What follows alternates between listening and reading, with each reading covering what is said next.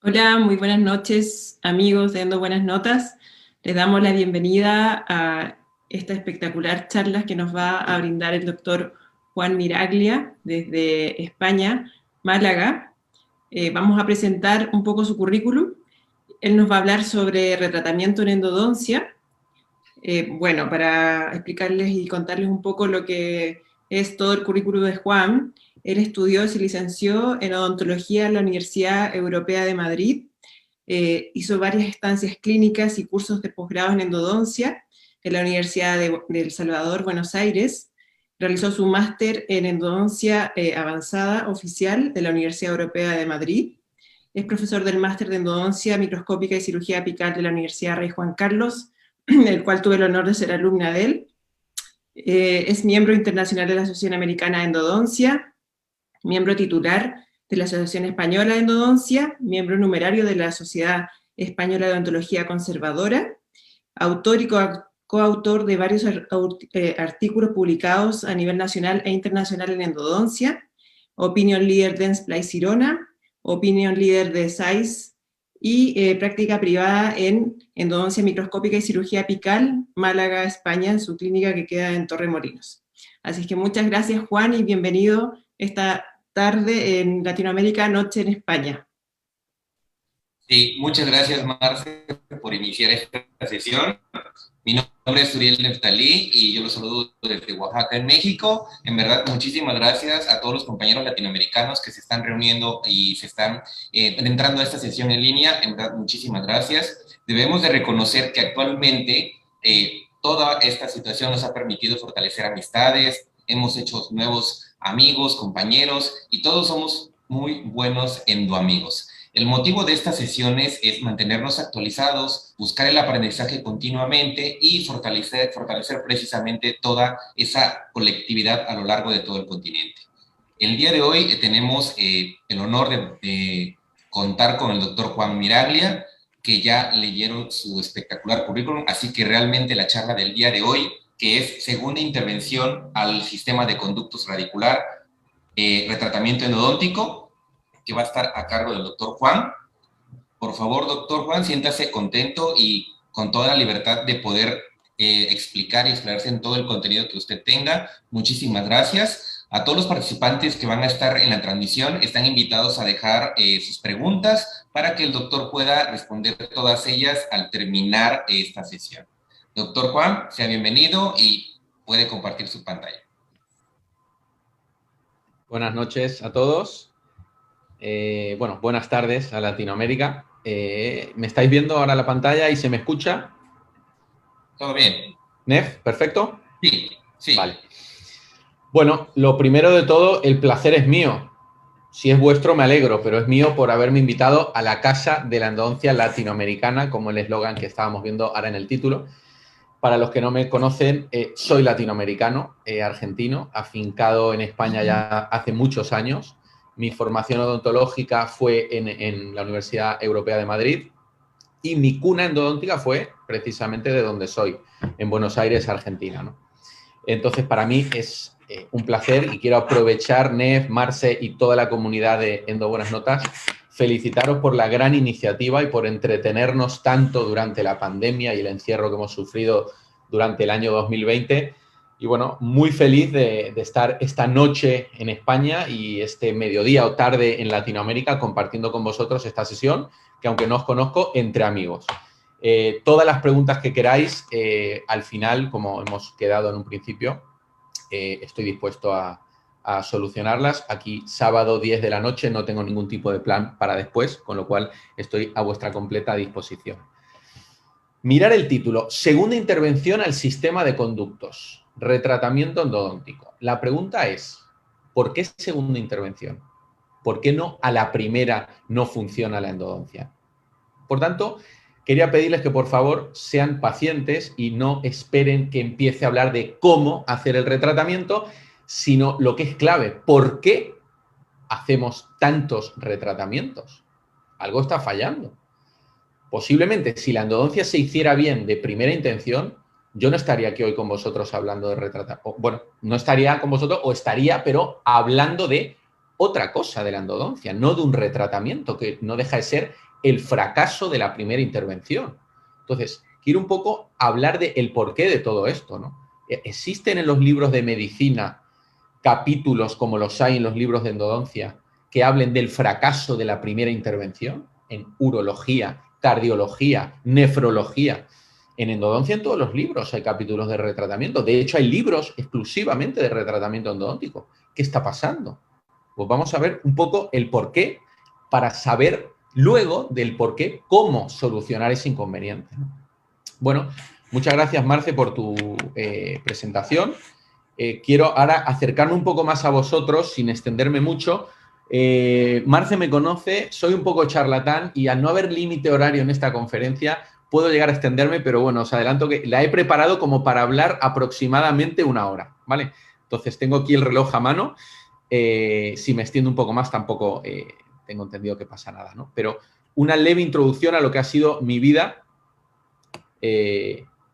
A ver, un segundo. Ahora. Fijaros, foto del año 1948. Pompilio Cantarini, no sé si os suena el apellido Cantarini, es mi segundo apellido. Este señor que veis es mi abuelo, el primer odontólogo de mi familia, primer generación de dentistas. Este era su gabinete dental en su casa, en Buenos Aires. Una foto reliquia que me cedió mi tío Carlos Cantarini, que entiendo que muchos de vosotros lo conocéis, y uno de los culpables de que yo me haya hecho endodoncista, ¿no? Mi tío Carlos es el hermano de mi madre, Silvia Cantarini, también dentista. Y tuve la suerte de que mi padre, que también es dentista, Hugo Miraglia, era amigo de la carrera de mi tío Carlos Cantarini, y mi padre, bueno, pues se enamoró de la hermana de su querido amigo Carlos, y aquí estoy yo. Entonces, formo parte un poco de esta generación tercera, digamos, de odontólogos en mi familia. Tengo un hermano mayor también odontólogo. Y gracias a mi tío Carlos Cantarini, cuando yo estaba allí por el año 2005, en uno de mis viajes a Argentina, que voy todo lo que puedo, me presentó a lo que es mi padre endodóntico, que es el doctor Fernando Goldberg. Y digo que es mi padre porque un día él dijo que yo era su discípulo. Tremenda responsabilidad para mí ser discípulo de un genio como es el doctor Fernando Goldberg, que no tengo palabras de agradecimiento para todo lo que ha hecho y hace por mí, pese a que estemos a día de hoy a la distancia. Pues aquí en el año 2005, en su casa, me estaba firmando en aquel momento su libro de endodoncia. Yo estaba en quinto de odontología y ya tenía clarísimo que cuando terminara mis estudios en Madrid iba a volver a Buenos Aires a formarme en endodoncia en la Universidad del Salvador, conjuntamente con él, con mi tío Carlos Cantarini y todo el equipo del Salvador. Año siguiente aquí ya estaba como graduado en odontología, estuve 1 año en la cátedra de ellos, absorbiendo todos los conocimientos que pude y le debo todo a ellos porque me han enseñado la endodoncia, que es la que hago a día de hoy, ¿no? Es una familia la que forman y en la que me sentí y me siento muy integrado con todos ellos. Como ven, no solo estábamos en clínica, en docencia, sino también hemos compartido unos cuantos asados que ellos siguen haciéndolos y yo los echo en falta aquí a la distancia, ¿no? Al terminar la formación en Buenos Aires con ellos, Fernando en Coruña, en el norte de España, seguía haciendo un curso modular de endodoncia conjuntamente con el doctor Elías Arran, argentino también, amigo también, maestro también, con lo cual agradecidos también al doctor Elías Arran. Y la suerte de que otra de las personas que han influido mucho en mi vida, el doctor José Aranguren, que aquí lo tienen, director del máster de endodoncia donde participo como profesor invitado externo, pues tengo la suerte de estar con las 3 personas que han influido tanto en mi pensar endodóntico, ¿no? Fernando, Carlos vienen a la universidad todos los años, ahora por temas de la pandemia están haciendo, y estamos, yo también incluso, formación un poco online, pero esperemos que pronto nos podamos volver a reencontrar y darnos el abrazo y disfrutar como siempre hacemos. Este es el equipo y mi familia endodóntica de Madrid, de izquierda a derecha, doctor David Rubio, Natalia Navarrete, José Aranguren y César de Gregorio. Esta es una foto, la foto favorita de Marce, que bueno, la pongo encantado porque aquí la ven, fue alumna nuestra, es profesora nuestra, es una profesora muy importante para nosotros porque aparte de quererla es muy capaz, se encarga de un montón de cosas que nosotros no valemos para ello, y la verdad es que muy contento de tenerla en nuestra familia, ¿no? Digamos, o sea que una de las culpables de que yo esté aquí hoy con todos ustedes es, sin duda alguna, la doctora Marcela Salamanca. Bueno, todo esto me ha colocado en mi consulta de endodoncia. Trabajo bajo el proceso de derivación de pacientes, digamos que no tengo una cartera propia. Mi cliente es el compañero que me remite el caso para hacer la endodoncia o el retratamiento, y una vez terminado yo le remito el caso al compañero con una reconstrucción provisional para que realice la reconstrucción definitiva y haga el resto de odontología integral en el paciente, ¿no? Torremolinos es un municipio que está a unos 20 kilómetros aproximadamente de Málaga, al sur de España, y es ahí donde tengo mi consulta de endodoncia. ¿Qué recibo en la consulta de endodoncia? ¿Recibo endodoncia o recibo retratamientos? Fijaros, esto es un artículo del año 94, Clínica de Endodoncia del doctor Abbott, donde registró 2.221 tratamientos endodónticos referidos a su consulta, y vamos a ver qué porcentaje de casos se trataba de endodoncia, qué porcentaje se trataba de retratamiento, para ver un poco a qué nos dedicamos los que tenemos consulta de endodoncia, ¿no? Pues de esos 2.221 casos, el 14%, un porcentaje como es muy bajo, eran endodoncias sin complicaciones, no le llegaban ese tipo de casos. Un 20,3% eran conductos calcificados. Ya es un caso de una dificultad en función al grado de calcificación, moderada o alta. Un 36% de retratamientos versus ese 14% de endodoncia sin complicaciones. O sea que una clínica de endodoncia realmente es una clínica de retratamiento. De esos 2.221 casos, 9,4% tenía postes. 10,6 eran microcirugía endodóntica. Y finalmente un 5,4 tenía perforaciones. Estos porcentajes que ven a la derecha, aunque son retratamientos, no están dentro del 36, es aparte. Es decir, si sumamos el 36,7% de esos 2.000 tratamientos, más el 9, más el 10, más el 4%, el doctor Abbott recibía en su consulta un total de 62,1% de derivaciones retratamiento endodóntico. ¿Qué está pasando? ¿Por qué segunda intervención a esa endodoncia? Es curioso, ¿no? ¿Funciona la endodoncia? Sí. Lo que pasa es que muchas de las endodoncias que se llaman como tal no cumplen los cánones biológicos, técnicos de un tratamiento correctamente realizado. Y por ello tenemos libros, no voy a hablar de implantología, pero tenemos libros de implantología donde mal hablan de la endodoncia. Y Mitch considero que es un referente en el mundo de la implantología. Este es su libro, es un libro de mi mujer que lo tiene en su estantería, y un día me vio leyéndolo y me dice: Juan, ¿qué estás haciendo leyendo de implantes? ¿Vas a empezar a poner implantes? Y le digo: no, simplemente he visto un día que estabas estudiando que hay un capítulo que habla del pronóstico conservador de la dentición, etcétera, y tengo ganas de leerlo. Y lo remarco con vosotros en azul, fijaros lo que dicen, leo: el retratamiento de un diente endodonciado con una lesión periapical tiene una tasa de éxito publicada del 65%. Vayan pensando. Alto, bajo, medio, 65. Como resultado, ha de considerarse la extracción y colocación de un implante en dientes desvitalizados con lesión radiotransparente apical de más de 5 milímetros. Ese es un criterio muy de cirujano. Más de 5, quistectomía o extracción. Menos de 5, salvable el diente. No tiene por qué. Lo vamos a ver a continuación.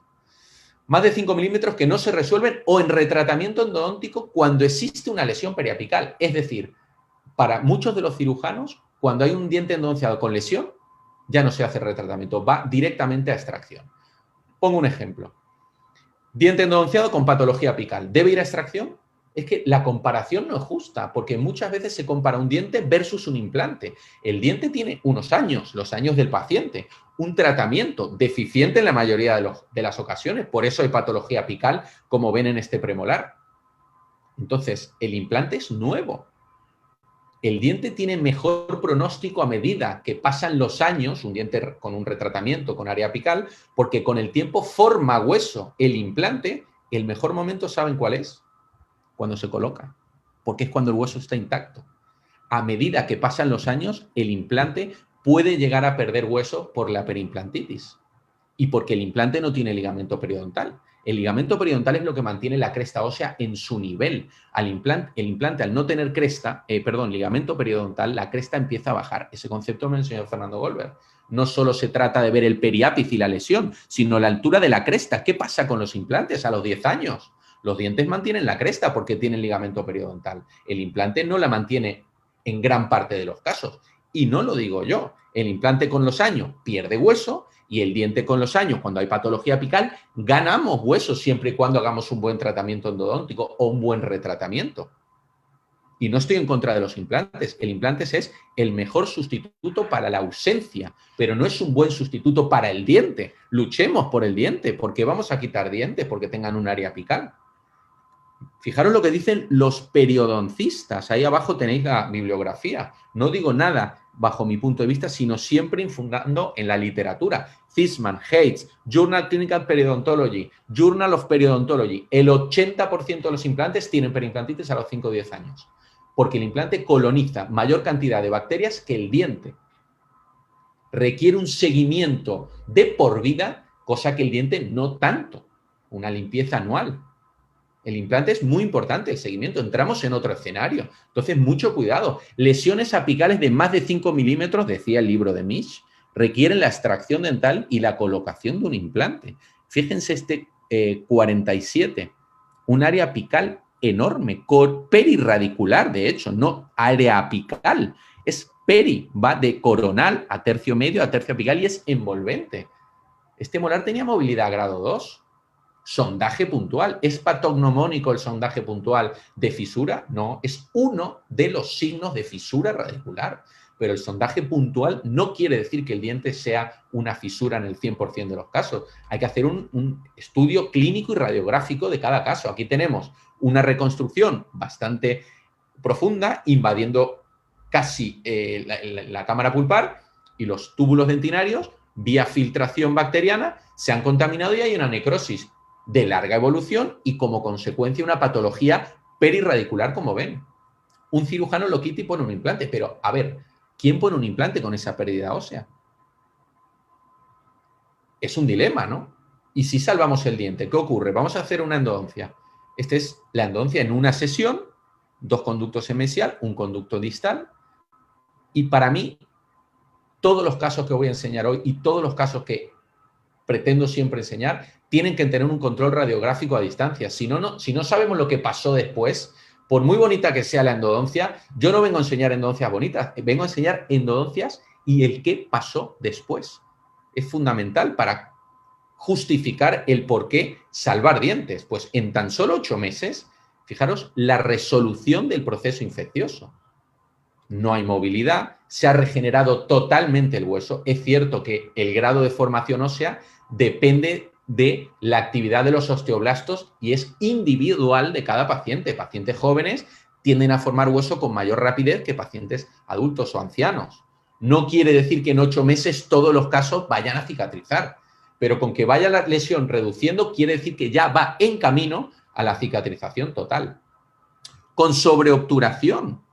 ¿Es causa del fracaso la sobreobturación? Para nada. Usamos materiales bastante biocompatibles. El secreto o la llave del éxito es un buen sellado apical. ¿Buscamos sobreobturar? No, pero es un accidente que nos ocurre con frecuencia como consecuencia de la obturación con técnicas termoplásticas. Compactación vertical, técnica de vástagos, cementos selladores bastante fluidos. Por tanto, no nos debe preocupar la sobreobturación, sí la falta de sellado apical de cara al éxito de la terapia endodóntica. Y fijaros este artículo, doctor Fernando Goldberg, Carlos Cantarini, Denis Alfie, el estadístico Machi y la doctora Ana Arias, amiga de la Universidad Complutense de Madrid. Estudiaron la relación entre la sobreobturación en una serie de casos con respecto al éxito del tratamiento endodóntico. Es decir, ¿influye en el éxito sobreobturar? ¿Baja la tasa de éxito cuando sobreobturamos? Pues estudiaron 220 tratamientos y llegaron a la conclusión de que el pronóstico de los tratamientos con sobreobturación no se ve influenciado por el tipo de material extruido ni por su reabsorción o persistencia a lo largo del tiempo. Dicen también que la presencia de ese material no se relacionó con un pronóstico desfavorable, Con lo cual, no se preocupen por una sobreobturación que, como digo, nos ocurre todos los días. Hay que tener cuidado en sobreobturar en la cercanía del mentoniano, seno maxilar, el 7 inferior, porque el ápice está muy cercano al dentario. Evidentemente hay ciertas estructuras anatómicas que hay que tenerle cierto respeto, pero la sobreobturación de por sí no es para preocuparse de cara a que merme el pronóstico de la terapia endodóntica. Lesiones de más de 5 milímetros. Sigo hablando un poco del párrafo estrella del libro de Mitch. Fijaros, marzo del 2013, este incisivo lateral superior, una lesión radiolúcida muy importante. Cuando se ve tan oscura, posiblemente haya perdido cortical vestibular y palatina, sea un defecto penetrante de ambas corticales. Bueno, y nosotros hicimos la endodoncia. Si se fijan, hay doble radiopacidad, más radiolúcido, digamos, y más radiodenso. Tercio apical lo sellé con MTA porque no tenía un buen stop apical para obturar con técnicas de gutapercha. ¿Cuándo más o menos es la llave para plantearse obturar con MTA el tercio apical y no con gutapercha? Si con un calibre 50 de lima manual no tenemos un firme stop apical, se considera que ese ápice es abierto, inmaduro o reabsorbido por la propia infección, en este caso es lo que ocurrió, y ese foramen irregular por la reabsorción siempre se va a sellar mejor con un cemento que nosotros vayamos customizando a esa anatomía irregular, ¿no? En este caso, lo que fue el ProRoot MTA. Este es el seguimiento a unos meses donde ya vemos que se empieza a ver cierta formación alrededor del ápice radiográfico y el paciente acudió para otro caso a los 4 años y medio, 4 años y 8 meses, donde aprovechamos y le hicimos el seguimiento. Esto no es cirugía, esto no es quistectomía, no hicimos nada más que limpiar el conducto radicular y sellarlo adecuadamente, porque la causa del fracaso era la infección del conducto por una obturación invadiendo la cámara pulpar. Lo que ven en periápice es la consecuencia de la causa. La enfermedad está en el conducto, la lesión está en el periápice. Si tratamos la enfermedad, repercutiremos positivamente en la lesión. Y no es más cuestión que controlar a distancia cada 6 meses. A medida que veis que el área reduce, podéis hacer controles anuales y a veces que tarda mucho tiempo en curar la lesión en función a la actividad de formación de hueso de cada paciente, en función al tamaño de la lesión, en función al tipo de endodoncia que hagáis y al grado de desinfección que se consiga. Más artículos que me hacen tirar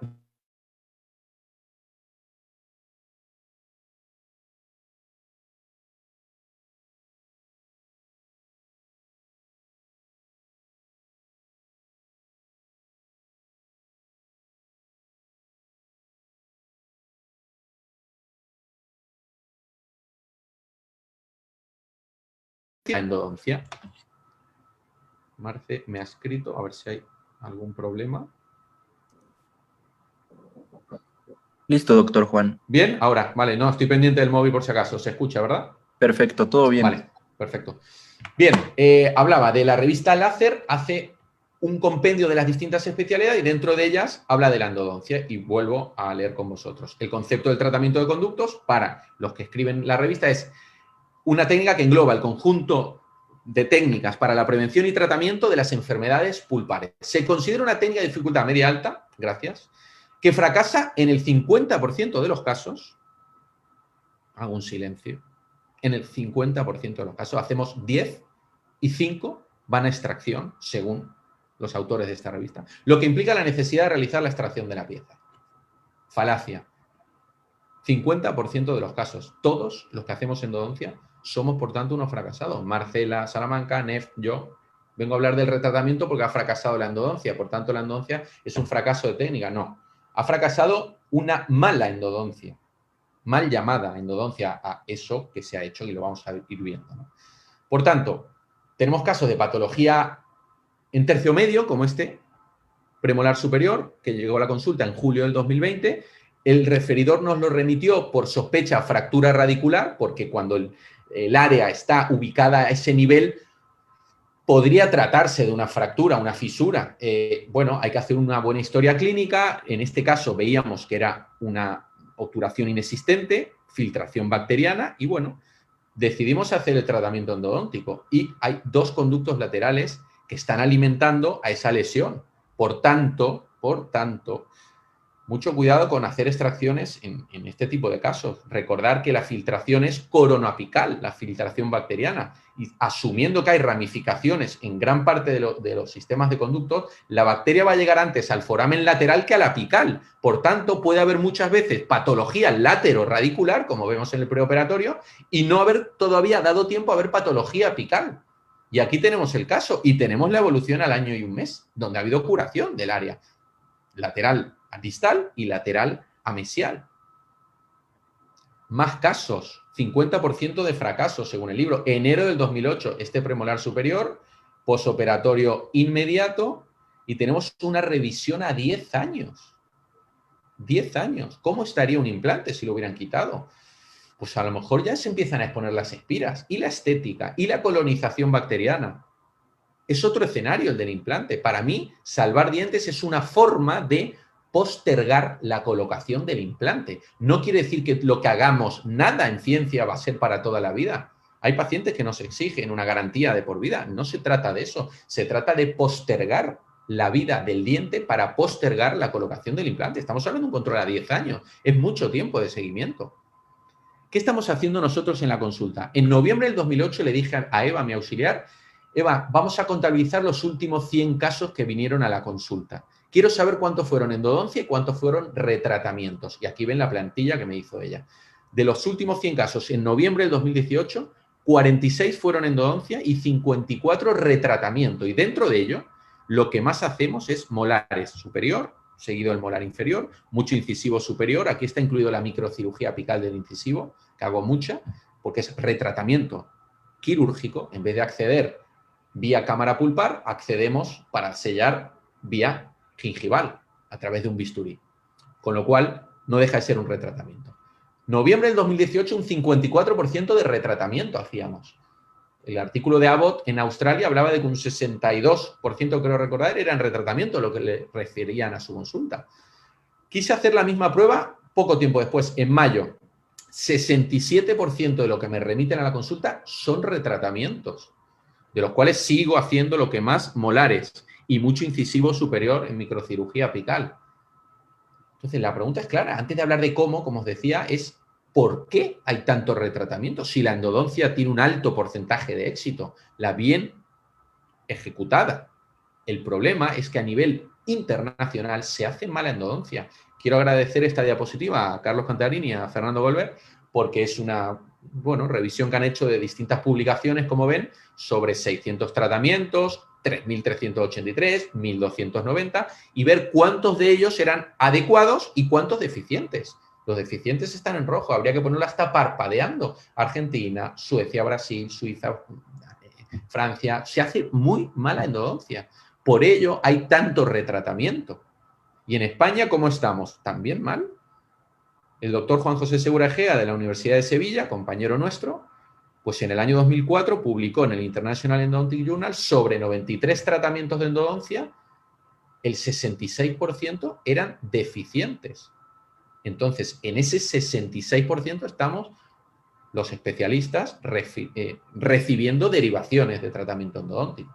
¿Cuáles son los criterios de éxito en una endodoncia? Básicos.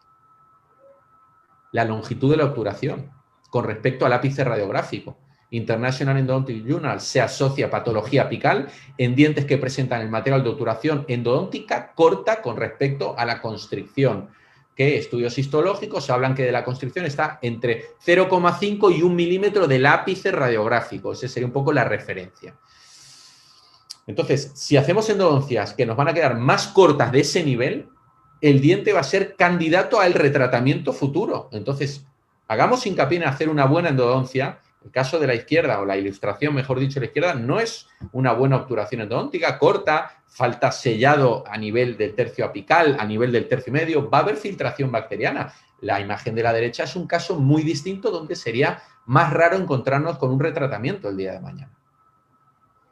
Más criterios de éxito y fracaso. ¿Por qué hay tanto retratamiento o por qué hay tanta endodoncia deficiente? Artículo interesante del International Endodontic Journal, año 2019.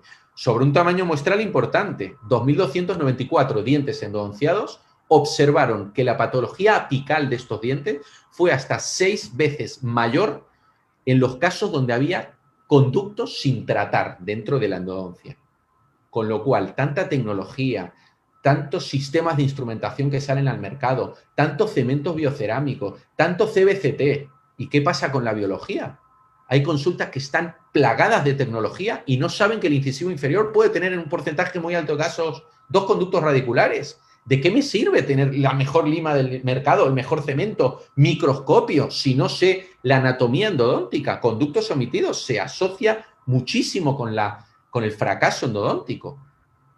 Casos como este que os enseño, febrero del 2014 es una endodoncia en un 16, considero que aceptable a nivel de longitud de la obturación endodóntica, que es uno de los criterios de éxito que os enseñaba antes, conducto mesiobucal con patología apical, conducto palatino con un poste, conducto distobucal, no hay patología.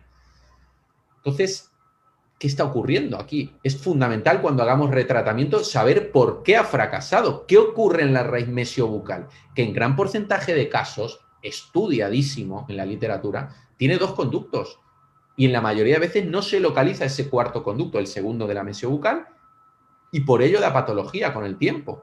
Aquí ven la conductometría, mesiobucal y mesiobucal 2, además independiente, causa de la patología de la raíz mesial, ¿no? Posoperatorio inmediato. Retratamos la palatina, retiramos el póster, la distobucal, localizamos un segundo conducto en la mesial y el seguimiento a 7 años.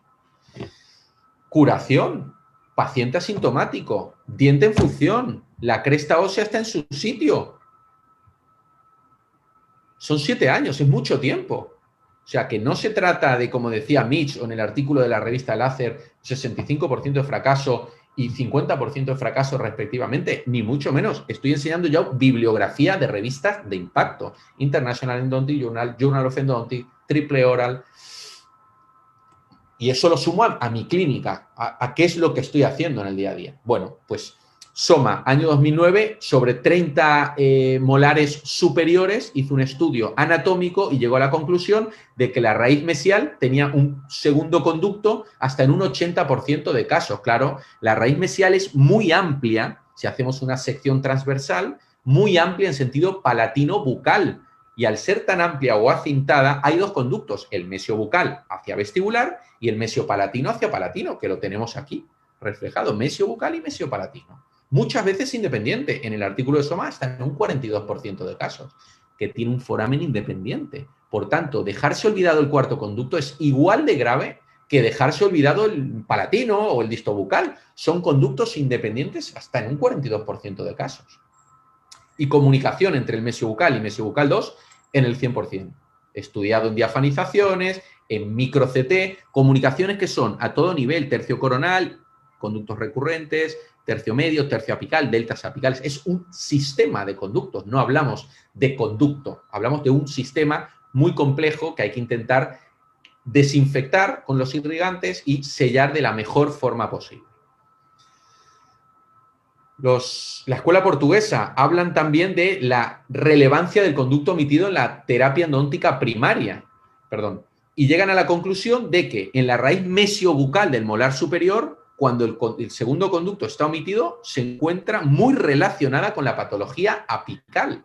Entonces sería un tip, cuando veáis una endodoncia en un 6 superior, incluso en un 7, que muchos tienen también 4 conductos, 2 en la mesial, si hay patología en la raíz mesial, muy posiblemente se trate de la presencia de un conducto omitido, no tratado previamente. Como este caso que os enseño, es un 16, donde hay una obturación que a nivel longitud parece óptima en la mesial, sin embargo hay patología, hay sintomatología y nos lo remiten para su retratamiento.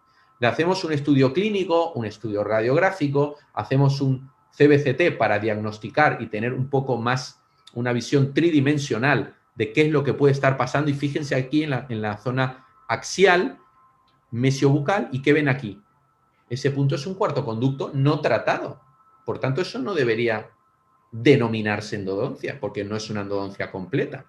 En la sección coronal de la raíz mesial vemos el mesiobucal, que está a una longitud adecuada, pero hay patología en ápice la membrana de Schneider del seno maxilar se está empezando a bombar porque hay un conducto omitido y, como ven aquí, es independiente. Como decía Soma, hasta en un 42% de casos. Por ello, hay patología en esa raíz más que en la distobucal y en la palatina, que siempre, o la mayoría, prácticamente siempre, digamos, tienen un único conducto. En la mesial es una anatomía mucho más compleja. Es un caso de octubre del año 19, preoperatorio, posoperatorio inmediato. Aquí ven los dos mesiales totalmente independientes, causa de esa patología, y el seguimiento a 1 año y 4 meses con la curación.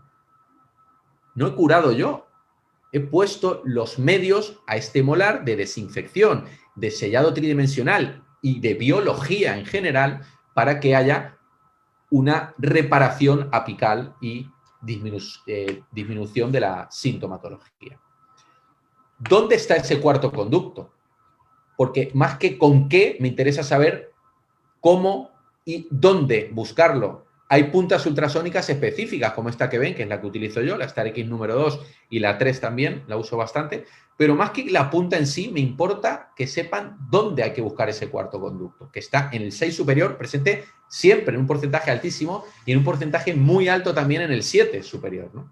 Bueno, una vez que tengan localizados el mesiobucal y el palatino, si hacemos una línea entre ambos, mesiobucal es este y el palatino está debajo de su cúspide, mesiobucal y palatino, igual aquí, pues si hacemos una línea, hacia mesial de esa línea hay un istmo, hay un murete dentinario que debemos instrumentarlo con puntas ultrasónicas para localizar su entrada a ese cuarto conducto, tan responsable de la patología apical de la raíz mesial del molar superior endodonciado, con lo cual es fundamental entender de anatomía, no tener, como decía, toda la tecnología en la clínica si tenemos ahí una carencia anatómica o biológica, ¿no?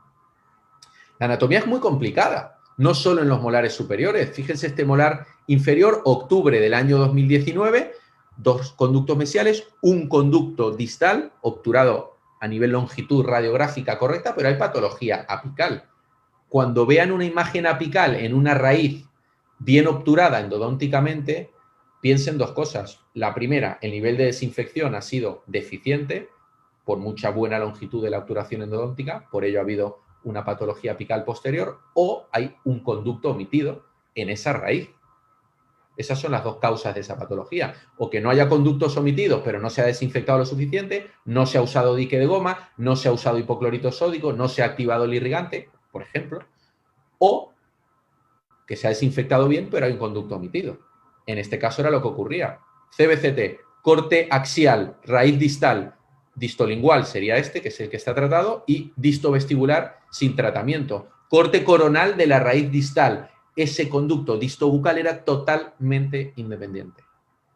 Pérdida de cortical como consecuencia de la falta de conocimiento anatómico de este diente. Este es el posoperatorio inmediato. Una vez que hemos sometido al diente a retratamiento, 2 conductos distales independientes, como ya veíamos en el CBCT preoperatorio, y vamos a ver qué pasa con el área apical. 1 año y 4 meses prácticamente está resuelto. Esta sombra que ven quiere decir que todavía falta por recuperar esa arquitectura ósea, pero es cuestión de tiempo. En el momento que un área empieza a reducir, hay que darle más tiempo de control para que termine por haber una nueva arquitectura ósea completa, digamos. Sector anteroinferior, incisivos inferiores. Un diente fácil, muchos piensan, porque está adelante, el acceso no es relativamente complejo, pero es una anatomía endodóntica complicada la que encontramos. Este es un artículo que publicamos en el año 2013 en la revista de la Asociación Española de Endodoncia, conjuntamente con Fernando Goldberg y Carlos Cantarini. Hicimos un estudio sobre 76 incisivos inferiores endodonciados en el área de grado de la Universidad del Salvador de Buenos Aires por alumnos de grado, como digo, pero supervisados por profesores. De esos 76 incisivos inferiores, 18 tenían 2 conductos radiculares. ¿Saben cuántos de esos 18 se localizaron? Ese segundo conducto de esos 18, un caso. sería un alumno, pero estaba supervisado por profesores. Si el alumno en el grado no le queda claro que en un alto porcentaje de incisivos inferiores puede haber 2 conductos, cuando termine la carrera ya solo va a localizar uno. Causa de fracaso del incisivo inferior. Neville Carter, año 92, Journal of Endodontics, ha reportado hasta un 45% de incisivos inferiores de 2 conductos radiculares. Casi la mitad. Un tip, el conducto olvidado del incisivo inferior es el lingual, con lo cual, en cuanto localicen un conducto, vayan hacia el cíngulo, rectifiquen un poco la apertura cameral, porque ahí, si hay un segundo conducto, es donde estará ubicado. El que se localiza siempre primero es el vestibular por la propia disposición de la fresa, de la lima al entrar, digamos, hacia vestibular, ¿no? O sea, hay que irse hacia la zona lingual.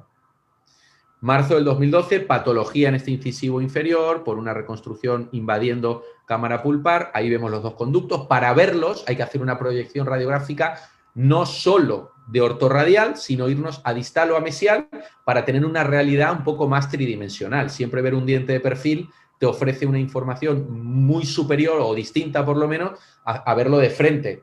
Al estar ubicados los 2 conductos en el mismo eje, vestibular y lingual, si hacemos una única proyección desde ortorradial, no vamos a ver ese segundo conducto. Posoperatorio inmediato, 5 años y 8 meses, curación. Un área apical mayor a esos 5 milímetros que hablaban al principio.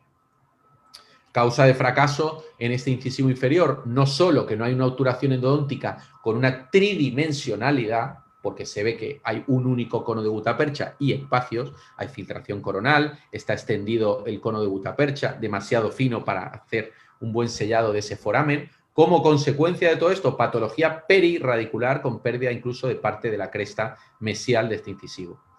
Nos lo remiten porque el diente va a ser candidato a, una vez que mejoremos su pronóstico endodóntico, candidato a prótesis fija.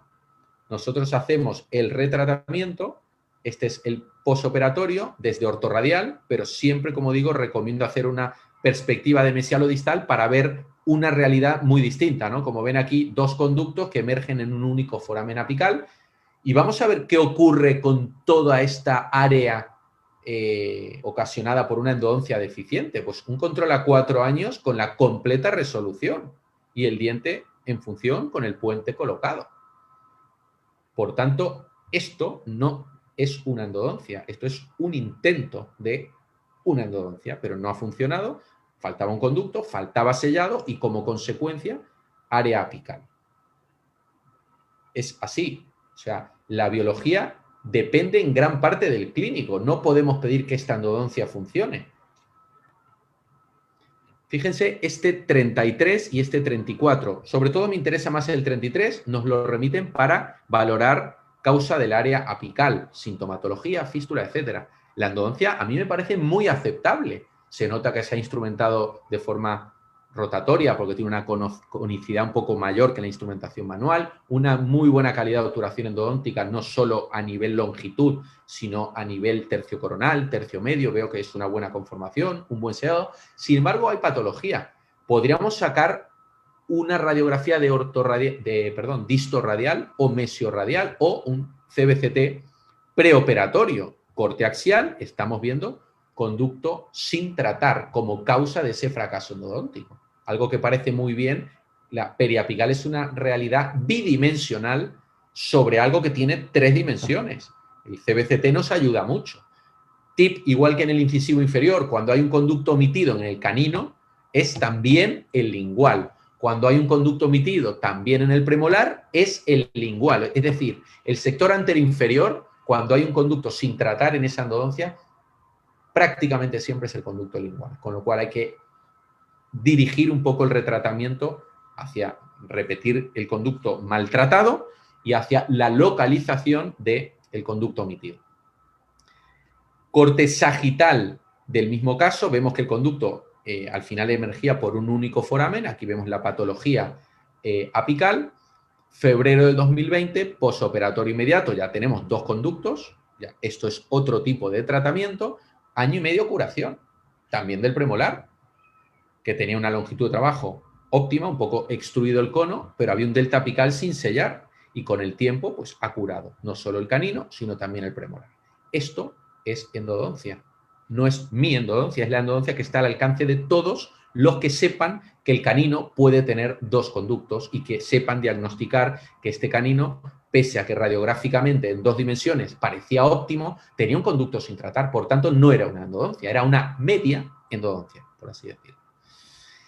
¿CBCT en todos los casos? Bueno, ni en todos ni en ninguno. Es una herramienta más que no suprime la historia clínica, la anamnesis, la radiografía periapical. A mí no me vale solo el CBCT, ni me vale solo el estudio clínico del paciente. Me vale como parte de la historia clínica para completar el diagnóstico. La Asociación Europea de Endodoncia, la Americana de Endodoncia, cada 2 años aproximadamente sacan los nuevos estatutos de cuándo se recomienda hacer CBCT.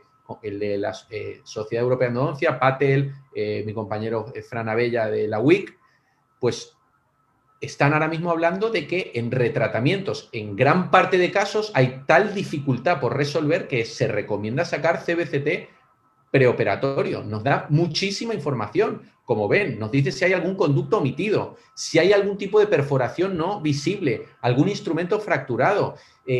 Nos dice un poco, nos guía del porqué de ese fracaso, sin suprimir la historia clínica y radiográfica previa. Esto es una herramienta más, no es todo. Hay que hacer palpación, percusión, sondaje, hablar con el paciente, sacar una periapical, y esto es una herramienta más, como digo. Lo que es muy llamativo es que el CBCT ha venido para cambiar mucho la visión de los clínicos, de todos vosotros, de mí mismo. Este es un artículo muy interesante publicado en el Journal of Endodontics en el año 2014, donde a una serie de especialistas en endodoncia se les dio unos casos, no me acuerdo cuántos eran, de radiografía preoperatoria, una radiografía periapical. Imagínate, Nef, te doy 10 radiografías periapicales, Marcela, te doy otros 10 para ver qué haríais en ese caso. Pues yo haría cirugía, yo haría retratamiento, yo haría extracción porque tiene mal pronóstico, o haría un reimplante. Vale, Nef, ahora te voy a dar el CBCT preoperatorio del caso. A ver si opinas igual. Pues en el artículo llegaron a la conclusión de que Nef hubiera cambiado de opinión hasta en un 62% de los casos. Marcela hubiera cambiado de opinión hasta en un 62% de los casos tras el estudio tridimensional. Yo mismo hubiera cambiado de opinión en el mismo porcentaje de casos. Es decir, es una herramienta muy válida para ayudar a redirigir tu diagnóstico. Como digo, en retratamientos, muy útil, como dice la Sociedad Europea de Endodoncia, la Asociación Americana de Endodoncia, etc. Hablando de anatomía, el premolar inferior es un diente muy complicado también. No se trata de que tenga un único conducto ovalado en sentido vestíbulo-lingual. Eso es en el caso más noble, más favorable. Fijaros esta revisión bibliográfica del año 2007, del mismo autor, la de arriba sobre el primer premolar inferior y la de abajo sobre el segundo. Llegó a la conclusión de que el primer premolar, hasta en un 24% de casos, tiene 2 conductos radiculares, no ese conducto único acintado. Y en el segundo un 9% presenta 2 conductos. Con lo cual, cuidado, es un diente anatómicamente complicado. Cuando hay un conducto sin tratar, ocurre, como os comentaba antes, como en el incisivo inferior y en el canino, que ese conducto es el lingual, otro tipo. Como os enseño en este diente 44, patología látero-radicular, endodoncia deficiente a todo nivel, con filtración, un poste que está en la zona coronal, filtración coronal, la obturación endodóntica a nivel longitud y a nivel tridimensional no es hermética, como consecuencia patología apical, y además tenía un conducto omitido. No se trata ahora de que todo sea CBCT, fíjense, no les enseño aquí el CBCT preoperatorio porque estoy hablando del año 2012 y no lo tenía en la consulta.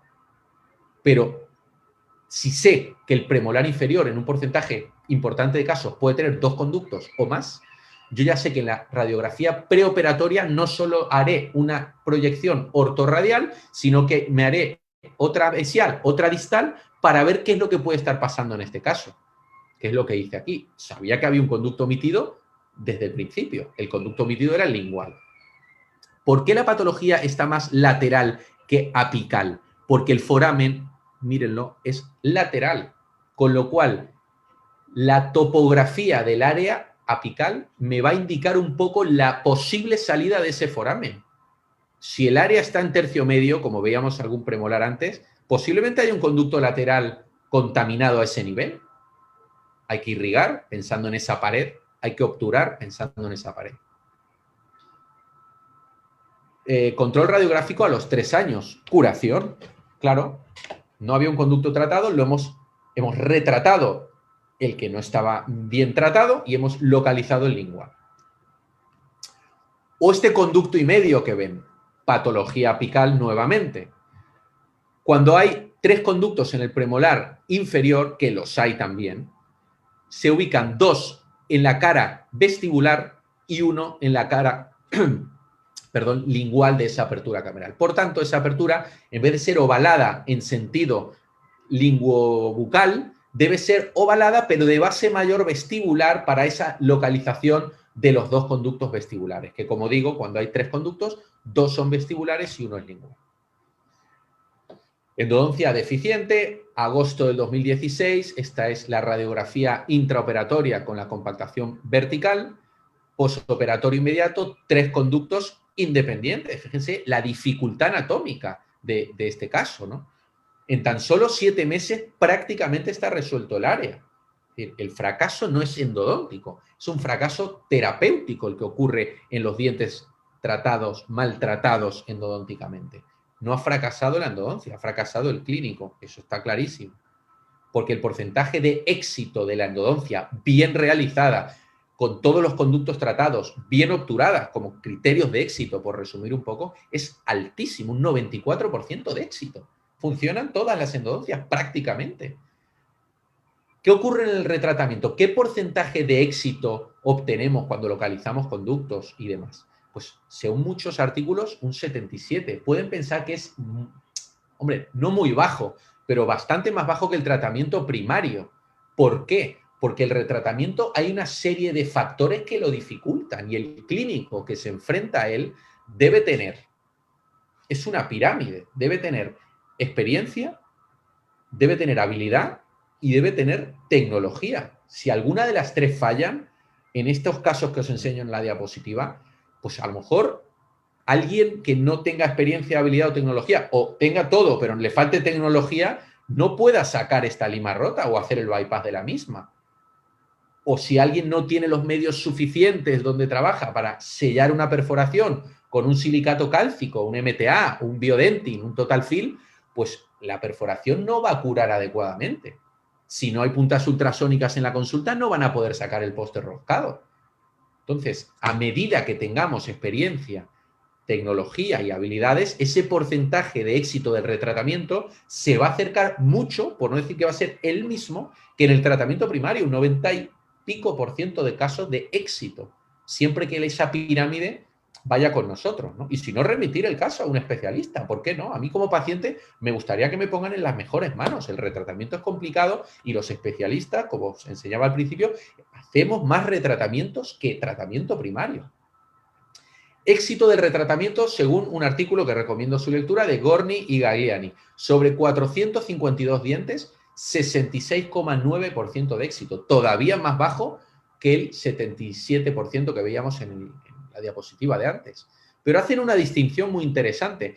Si el diente que se ha tratado endodónticamente, tratamiento primario hablo, se ha respetado la anatomía, hay un 86% de éxito.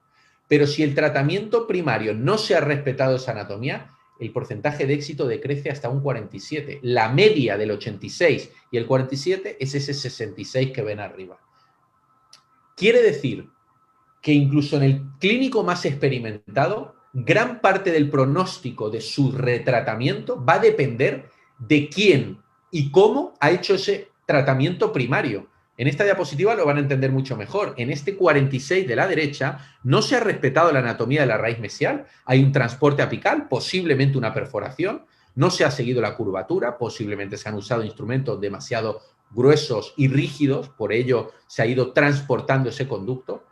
Intentar un retratamiento vía no quirúrgica, en este caso, nos va a llevar al fracaso en un porcentaje muy alto de casos. Es muy difícil de forma ortógrada reconducir este conducto. A retro lo haría para tener un porcentaje altísimo de éxito, haciendo resección apical antes del escalón, para sellar con biomateriales ese nuevo ápice, ¿no? Tras la apicectomía.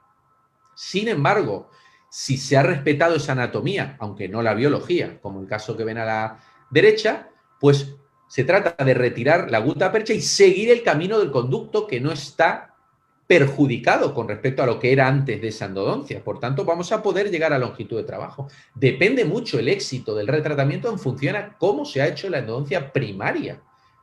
Cuando se ha respetado esa anatomía, altísimo porcentaje de éxito. Aquí no se ha respetado demasiado la anatomía, porque tengo un premolar inferior con una patología lateroradicular, recuerden lo que hablábamos, la topografía de esa patología me va a hablar de si hay un conducto lateral en tercio coronal o medio, o si la patología es apical, pero más hacia un lateral que el otro, posiblemente el foramen salga hacia ese lado. ¿Cómo voy a permeabilizar? ¿Cómo voy a evitar empeorar este escalón que ya tengo aquí? Con instrumentos manuales precurvados hacia donde sospecho que esté la salida. Y se precurva en la punta. ¿Y cómo sé dónde va la curva una vez que introduzco la lima en el conducto? Porque los topes de goma de las limas manuales, no sé si se han fijado, tienen una rayita negra o una muesca, una señal en función a la marca de limas que usen. Esa rayita o esa muesca la vamos a orientar hacia donde está la curvatura que hacemos previamente con una pinza para que cuando introduzcamos la lima en el conducto sepamos en todo momento dónde está esa curva. Entonces, en ese caso, la rayita del tope de goma la voy a llevar a distal, la curvatura va en el mismo eje y sé en todo momento que estoy trabajando sobre la pared distal para la localización de ese foramen lateralizado. Si no lo permeabilizo, posiblemente voy a estar en la misma situación y no voy a conseguir el éxito del retratamiento. Seguimiento total a 3 años y 10 meses con la completa cicatrización, ¿no?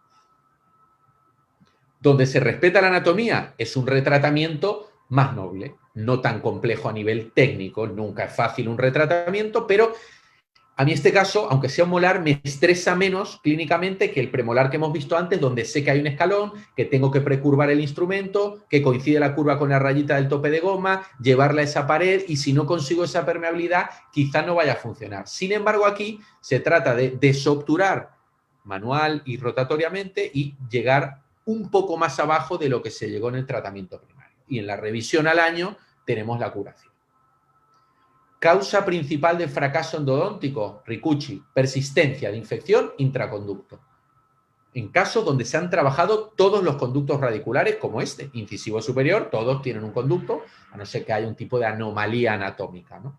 Pero, evidentemente, los criterios clínicos, técnicos, biológicos de este caso no han sido adecuados y, como consecuencia, patología. Leamos la radiografía. La patología es apical, pero también es lateral. Entonces, lo que estamos hablando, posiblemente en esa pared del conducto tenga una anatomía lateral, como estamos viendo. Tenemos un sellado mucho más tridimensional. Revisión al año y medio, prácticamente resuelto. Persistencia de infección, pese a haber localizado el único conducto que tenía este incisivo. O este premolar superior es un 5 de un único conducto, área apical. Cuando el 5 superior tiene un conducto, es acintado en sentido vestíbulo-lingual, con lo cual hay que orientar la instrumentación en ese sentido, haciendo brushing con las limas rotatorias. La obturación endodóntica debe estar homogénea, especialmente tercio coronal y medio, donde ese conducto va a ser ovalado, y en el tercio apical siempre suelen ser algo más redondeados los conductos, pero causa del fracaso, pese a haber localizado el conducto, es que la obturación no era hermética. Se obturó con vástago.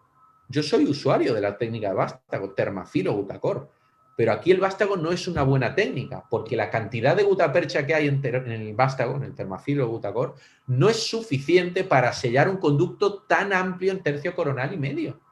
Por tanto, no es una buena técnica para este tipo de anatomía, sí para conductos redondos en su sección transversal, ¿no?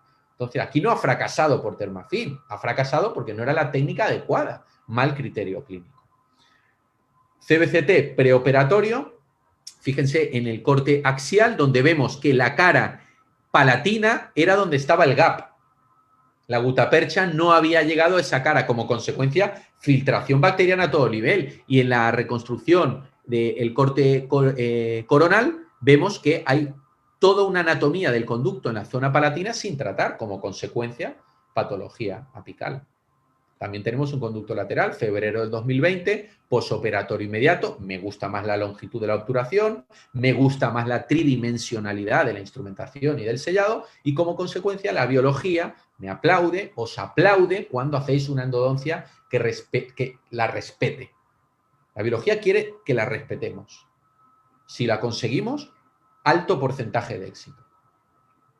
Desmontaje de elementos hasta llegar a longitud de trabajo. Otro de los desafíos del retratamiento. Nos encontramos postes roscados. Hay que retirarlos. Patología en furca. Patología perirradicular. Endodoncia deficiente. Hay que retirar todos los elementos, reconducir los conductos hasta foramen para obtener un éxito endodóntico alto. ¿Cómo retiramos los postes roscados? Con ultrasonidos. Es cierto que cuando hay un poste roscado y fracaso endodóntico, normalmente hay una filtración en el conducto radicular donde está ese poste y está medio disgregado ese cemento que lo adhiere al poste y no es tan compleja su remoción. Pero hay otros casos donde estamos mucho tiempo vibrando con ultrasonidos, ese poste roscado, y podemos recalentar el ligamento periodontal y producir una necrosis parcial del mismo, sintomatología posoperatorio, etc. ¿Saben cuánto tiempo podemos actuar seguido con el ultrasonido sin producir daño en el ligamento periodontal? Artículo del Journal of Endodontics del año 2005. No más de 15 segundos de acción continuada ultrasónica sobre el poste roscado. Después de 15 segundos, yo los cuento, paren, irriguen la cámara pulpar para seguir desinfectando con hipoclorito sódico. Ese hipoclorito va a ir refrigerando el poste que está recalentado por la acción ultrasónica y evitaremos un daño irreversible al ligamento periodontal, con lo cual mucho cuidado en esos postes bien cementados porque podemos alterar la biología periodontal. Conductometría, posoperatorio inmediato, calidad endodóntica muy distinta al tratamiento primario. Vamos a ver qué ocurre con el área apical. Hago revisiones cada 6 meses hasta que veo que más o menos va recuperando hueso y luego puedo hacer revisiones anuales. Tengo una revisión total a 9 años y 2 meses. Se dice rápido, es mucho tiempo, 9 años y 2 meses, en un molar que para muchos cirujanos posiblemente estaba condenado a la extracción porque había patología en furca. Y ha recuperado totalmente la altura de la cresta interradicular y apicalmente también.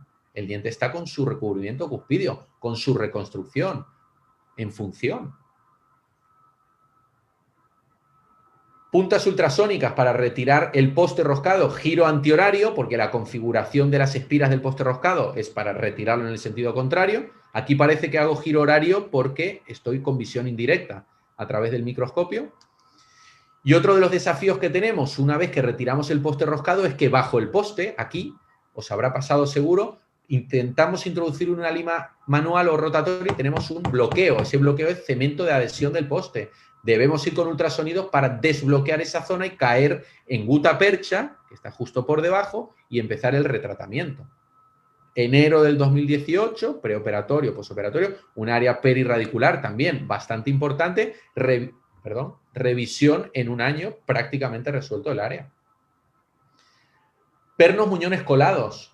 Ya no se trata de vibrar con ultrasonidos horario o antihorario porque no hay espiras. Se trata de una vibración ultrasónica. Problema, que el ultrasonidos debilita en el sector anterior demasiado la base del perno muñón colado, la base dentinaria, digamos, y deja el diente con una estructura bastante mermada. Con lo cual hay sistemas específicos para la remoción de los pernos muñones colados, especialmente el sector anterior, como es el Gonon Post Remover de Thomas, que viene con una fresa diamantada para reducir el diámetro de la parte del muñón metálico y convertirlo como en una prolongación del poste. Una vez que hemos reducido ese diámetro con una Star X número 3, vamos a vibrar ese poste sin tocar dentina para no debilitar esa estructura. Esta vibración lo que va a hacer es disgregar ese cemento que está adheriendo al poste dentro del conducto y luego con un sistema de trefinado que viene en el sistema Gonon, codificado por colores, vamos a estandarizar el calibrado de ese poste parando, refrigerando. Recordad que metal con metal, igual que la acción ultrasónica, recalienta el poste, la dentina y por tanto el ligamento periodontal. Por tanto hay que trabajar pausadamente. Y finalmente, una vez que hemos estandarizado ese diámetro del poste, pues con la llave y girando en sentido de las agujas del reloj, vamos a ir abriendo las valvas del sistema para descementar ese poste sin que sufra tanto, digamos, el muñón dentario. Descementamos el perno muñón colado y ¿qué nos encontramos? Fíjense, latidos cardíacos, supuración intraconducto, que tampoco nos debería sorprender por el gran área apical. Pues aquí el hidróxido de calcio no es una opción, sino una obligación. No podemos hacer una obturación endodóntica con una supuración intraconducto de este tipo. Yo hago endodoncia en una sesión independientemente a la morfología del área apical, pero siempre que pueda secar los conductos. La llave de la obturación endodóntica es la punta de papel. Si la punta de papel sale húmeda, evidentemente deberemos postergar la obturación endodóntica a una segunda visita. Este caso, por ejemplo, ¿no? Medicamos con hidróxido de calcio, se recomienda un mínimo de 2 semanas, 3 recomendable, de alcalinización del medio con hidróxido de calcio, que es hasta el punto donde llega su máximo pH, este medicamento intraconducto. Pasado el transcurso de las 2-3 semanas, citamos al paciente para terminar la endodoncia, y aquí ven en la tercera diapositiva la obturación finalizada, revisión en noviembre del 15, año y medio curación, con su rehabilitación. Cuando el sector es posterior, este sistema gono no funciona tan bien porque no tenemos buen acceso, tenemos que debilitar más el muñón, por tanto, con fresas transmetálicas reducimos la parte del muñón metálico y luego con ultrasonidos vamos a hacer vibración horario o antihorario porque no tiene espiras para descementar ese poste. Aquí tenemos la visión intraoperatoria de la conductometría, postoperatorio inmediato, revisión a 1 año y 4 meses con curación. Cuando veamos dientes que le han endodonciado, según nos contaba el paciente en este caso, y una radiopacidad muy similar a la dentinaria, ojo, que no es una calcificación, porque la calcificación es coronoapical siempre. Si aquí en apical hay conducto, la calcificación no debería estar en coronal. Puede tratarse de un poste de fibra. Los postes de fibra tienen una radiopacidad muy similar a la de la dentina. Al hacer la apertura cameral confirmamos que se trata de un poste de fibra, que aquí lo ven. Si el poste de fibra está cementado en un conducto de anatomía transversal redonda, actuaremos con ultrasonidos destruyendo el poste de fibra porque no hay espacio entre poste y conducto. Pero si el poste de fibra está cementado, como en este caso, en una anatomía transversal ovalada, como ven aquí, pues aprovecharemos esa parte donde no hay poste de fibra, que en este caso es vestibular, para introducir limas manuales y rotatorias y dirigir nuestro retratamiento sobre esa pared y abrirnos caminos sobre esa pared hacia el tercio apical y posteriormente poder retirar el poste de fibra. Esto lo haremos cuando el conducto es acintado. Cuando el conducto es redondo os enseñaré el siguiente caso, cómo lo resolvemos, ¿no? Este es el foramen una vez retirado el poste de fibra, posoperatorio inmediato, revisión a 1 año y medio con el área apical. Evidentemente era un poste sobre una endodoncia no realizada. ¿Cómo va a funcionar ese tratamiento? Evidentemente no. Esto es un caso distinto, es un 26. Recordar, cuando veáis una radiopacidad similar, sospechar de la presencia de un poste de fibra de muy difícil remoción. No es como el poste metálico que lo estirpamos en bloque, digamos. El poste de fibra tenemos que ir abriéndonos camino a través de él, especialmente en aquellos casos donde el conducto es redondo y el poste de fibra también. Esto es mesiobucal con un poste de fibra. No tengo espacio para introducir un instrumento manual o rotatorio como en el caso anterior. Otro poste de fibra en palatino. Línea de unión entre mesiobucal y palatino, hacia mesial, ¿qué había? Os lo decía al principio, un istmo. Y en ese istmo, ¿qué localizamos? El cuarto conducto, otra de las causas de la patología apical, ¿no? Del molar superior. La X marca el lugar del cuarto conducto. Bien, puntas ultrasónicas para destruir el poste de fibra. ¿Hasta dónde? Aquí la magnificación ayuda muchísimo. Bueno, destruimos el poste de fibra hasta que veamos gutapercha. apical a ese poste. Eso nos está indicando de que estamos por el camino adecuado, estamos en conducto. Ya hemos retirado en mesiobucal el poste y en el momento que vemos gutapercha ya nos enfrentamos a un retratamiento de la gutapercha, con limas manuales, limas rotatorias. Su caso, como ven, tiene 10 años, octubre del año 2011, posoperatorio inmediato. Hago una perspectiva desde distorradial para ver ese cuarto conducto, porque si nos quedamos únicamente con la visión ortorradial no vamos a ver ese cuarto conducto. Y revisión al año con la curación. Hemos eliminado el poste de fibra con la misma técnica, tanto en raíz mesiobucal como palatina. Hemos localizado el cuarto conducto responsable del área apical de la mesial, como nos decía la bibliografía, y bueno, y el caso está funcionando. Bien. Esto es un maratón de retratamientos. Vamos a hablar ahora del bloque de instrumentos fracturados y terminaré con perforaciones radiculares. Digamos que me quedan estos dos bloques. La lima rota, porque rota, y no se rompe. La lima la rompemos nosotros. Por mala técnica, por no controlar el número de usos, por excesivo rozamiento dentro del sistema de conductos. Se rompe por dos razones. Torsión, cuando la lima sufre un excesivo rozamiento con la pared dentinaria, especialmente más la rotatoria, que va a 300 revoluciones, 500 revoluciones por minuto. La rotatoria se rompe más que la manual, demostrado también en la literatura. Y se rompe como segunda causa por fatiga cíclica, también más la rotatoria, por rotar sobre una curvatura. El instrumento sufre ciclos de flexión hacia la cara externa de la curva y de compresión hacia la cara interna. Flexión, compresión, es como coger un alambre, flexionar, comprimir, flexionar, hasta que se termina separando. Hay que intentar romper la menor cantidad de limas posible, pero evidentemente, como decía Grossman en el año 69, casi nada, el clínico que nunca haya roto un instrumento endodóntico es porque no realizó tratamientos suficientes. Entonces, la mejor terapia es la prevención, saber cómo evitar la fractura, no reutilizar el instrumental rotatorio en exceso, usar una buena técnica para evitar la fractura por torsión y por flexión. ¿Cuándo se considera un tratamiento exitoso cuando tiene un instrumento fracturado? Cuando sacamos la lima, porque muchas veces viene el paciente a la consulta con la expectativa de que le retiremos la lima. También se considera el bypass, o pasar por un lado de ese instrumento fracturado, como criterio de éxito, porque la lima rota de por sí no tiene un componente microbiológico o infeccioso dentro del conducto. Es un metal que obstruye la anatomía apical a donde está ubicada esa lima rota. Ese es el inconveniente. La lima es una obstrucción, no tiene un componente microbiológico de infección. Por tanto, si hacemos un bypass, por mucho que la lima quede en el conducto, vamos a tener éxito y lo vamos a ver ahora a continuación. No solo hay que remover la lima, sino hacer un bypass. ¿Por qué soy partidario de hacer bypass y no retirar la lima rota?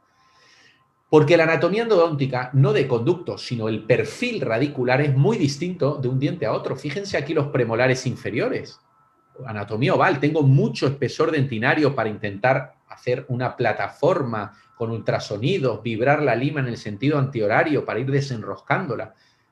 Cuando el perfil radicular me lo permite, pero en la raíz mesial del molar inferior, ¿qué plataforma voy a hacer? Me voy a acercar a la danger zone o la zona de peligro, que es la cara distal de esa raíz mesial, pudiendo hacer un stripping o un desgarro, una perforación de ese área, por intentar retirar la lima, porque todos los sistemas de retirar limas piensan en la lima, pero no en la biología, no en la dentina. Vamos a hacer un desgaste excesivo, especialmente en la raíz mesial de molares superiores e inferiores. Mucho cuidado con retirar limas rotas, porque esa plataforma va a debilitar en exceso esa anatomía.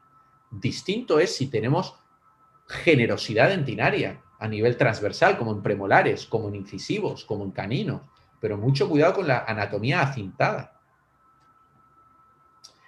Por tanto, cuando hay una lima rota en la raíz mesial de un molar superior, como esta ilustración, para mí la mejor técnica es el bypass para evitar debilitar en exceso.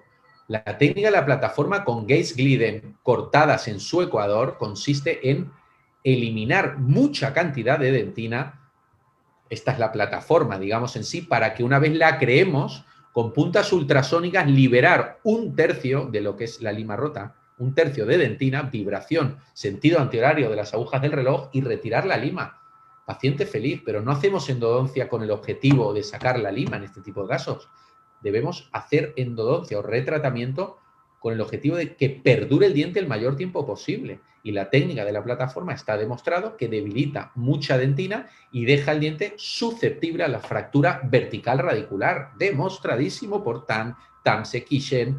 Cambios biomecánicos en la dentina tras el tratamiento endodóntico y protésico durante la preparación para poste, que es un calibre similar a la de la técnica de la plataforma, hacen que el diente sea susceptible a la fractura.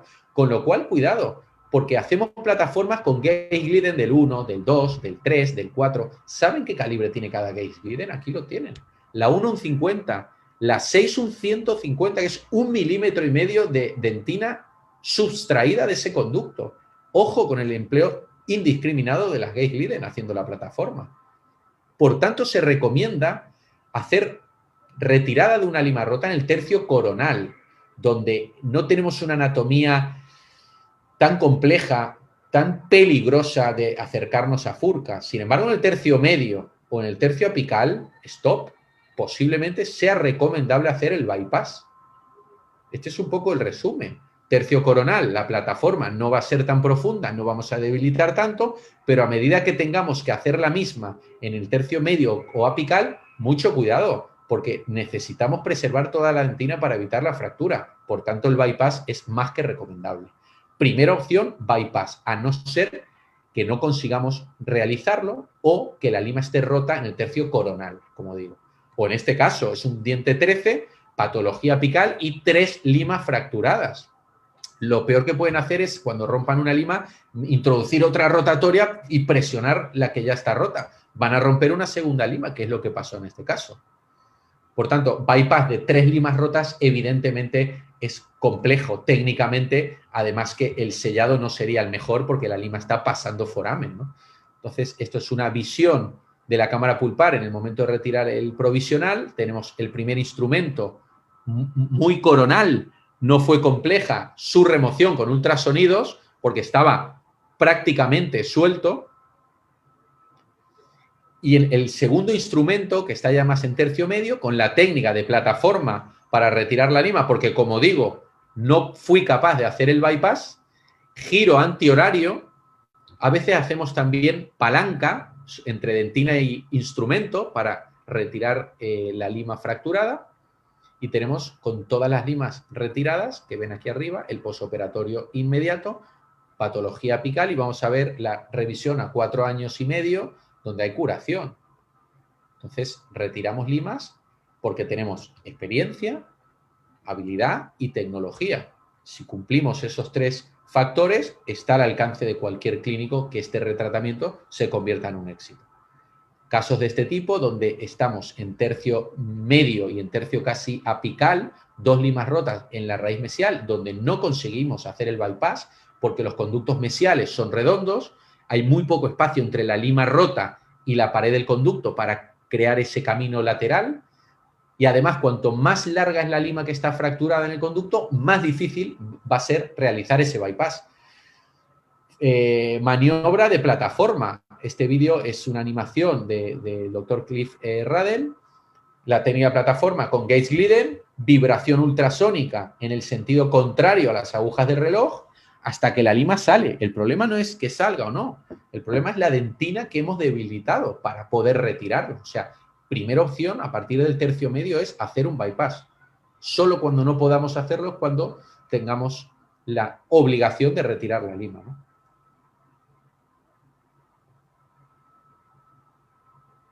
Irrigamos con EPTA líquido también para eliminar todo ese detritus, esa limalla dentinaria que está atascando entre lima y conducto y favorecer su remoción también, ¿no? Hasta que termina emergiendo hacia coronal. El problema es ese, la muesca que queda. Cuanto más apical está la lima rota, más debilitamos la dentina.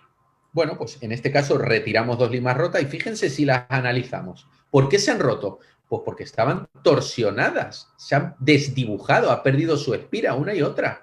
Esta lima estaba reutilizada, debería haberse descartado. Recomendación, miren el esponjero antes de introducir cualquier lima manual y rotatoria. Si tienen algún tipo de signo de elongamiento de sus espiras, ese instrumento hay que descartarlo.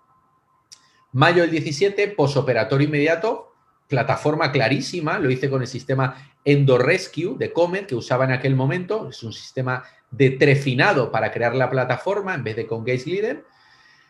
Sacábamos limas, pero debilitábamos demasiado la dentina. Esto es algo que hice hace 4 años. Ya no uso el sistema EndoRescue porque considero que debilita en exceso la dentina, pese a que al año y medio tuvimos curación. Y este año, os cuento que no es un secreto porque no hay que enseñar solo los éxitos, sino qué es lo que pasa luego. Le dije a mi auxiliar que llame a la paciente para revisión, me dijo, lamentablemente, doctor, han tenido que extraerme el diente porque tuve una fractura vertical. No me sorprende, es un debilitamiento excesivo de la dentina de la raíz mesial.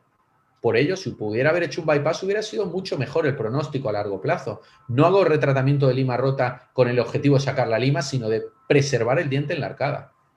La bibliografía al respecto nos demuestra, estos son micro-CT del artículo preoperatorio. Tercio coronal, colocamos una lima, tercio medio, colocamos una lima y tercio apical. Preoperatorio. Vamos a ver qué ocurre si hacemos la técnica de plataforma para retirar estas limas en el tercio coronal. Y lo instrumentamos luego el conducto de forma rotatoria. Prácticamente no se deforma el conducto. Si hacemos plataforma en el tercio medio, ya empezamos a ver el cuello de botella. Si hacemos la plataforma para retirar la lima en el apical, ese cuello de botella, ¿a qué les recuerda? ¿A esto? ¿No es así? Pues eso es lo que no se recomienda, hacer plataforma a partir del tercio medio. Solo hacerla cuando no podamos hacer el bypass, porque todo esto que hemos debilitado de dentina deja el diente susceptible a la fractura vertical. Y lo dicen unos artículos, año 2019, fíjense la significancia y conclusión del artículo. A pesar del éxito demostrado en la remoción de instrumentos fracturados en el tercio medio radicular, los clínicos deben hacer esfuerzos en evitar la remoción de estos fragmentos ubicados en el tercio medio y o apical, porque la dentina removida es irreversible y deja el diente susceptible a la fractura. Por tanto, este artículo te está diciendo que, a fin de cuentas, intentemos por todos los medios hacer el bypass. Técnica de bypass, fíjense, este 16, lima fracturada tercio medio en la mesial. ¿Cómo es la mesial? Acintada en sentido vestíbulo-palatino, con lo cual, si hacemos la técnica de plataforma, vamos a debilitarla mucho y posible fractura futura del molar. Entonces, la técnica del bypass consiste en, os enseño este vídeo, bajo un poco la música,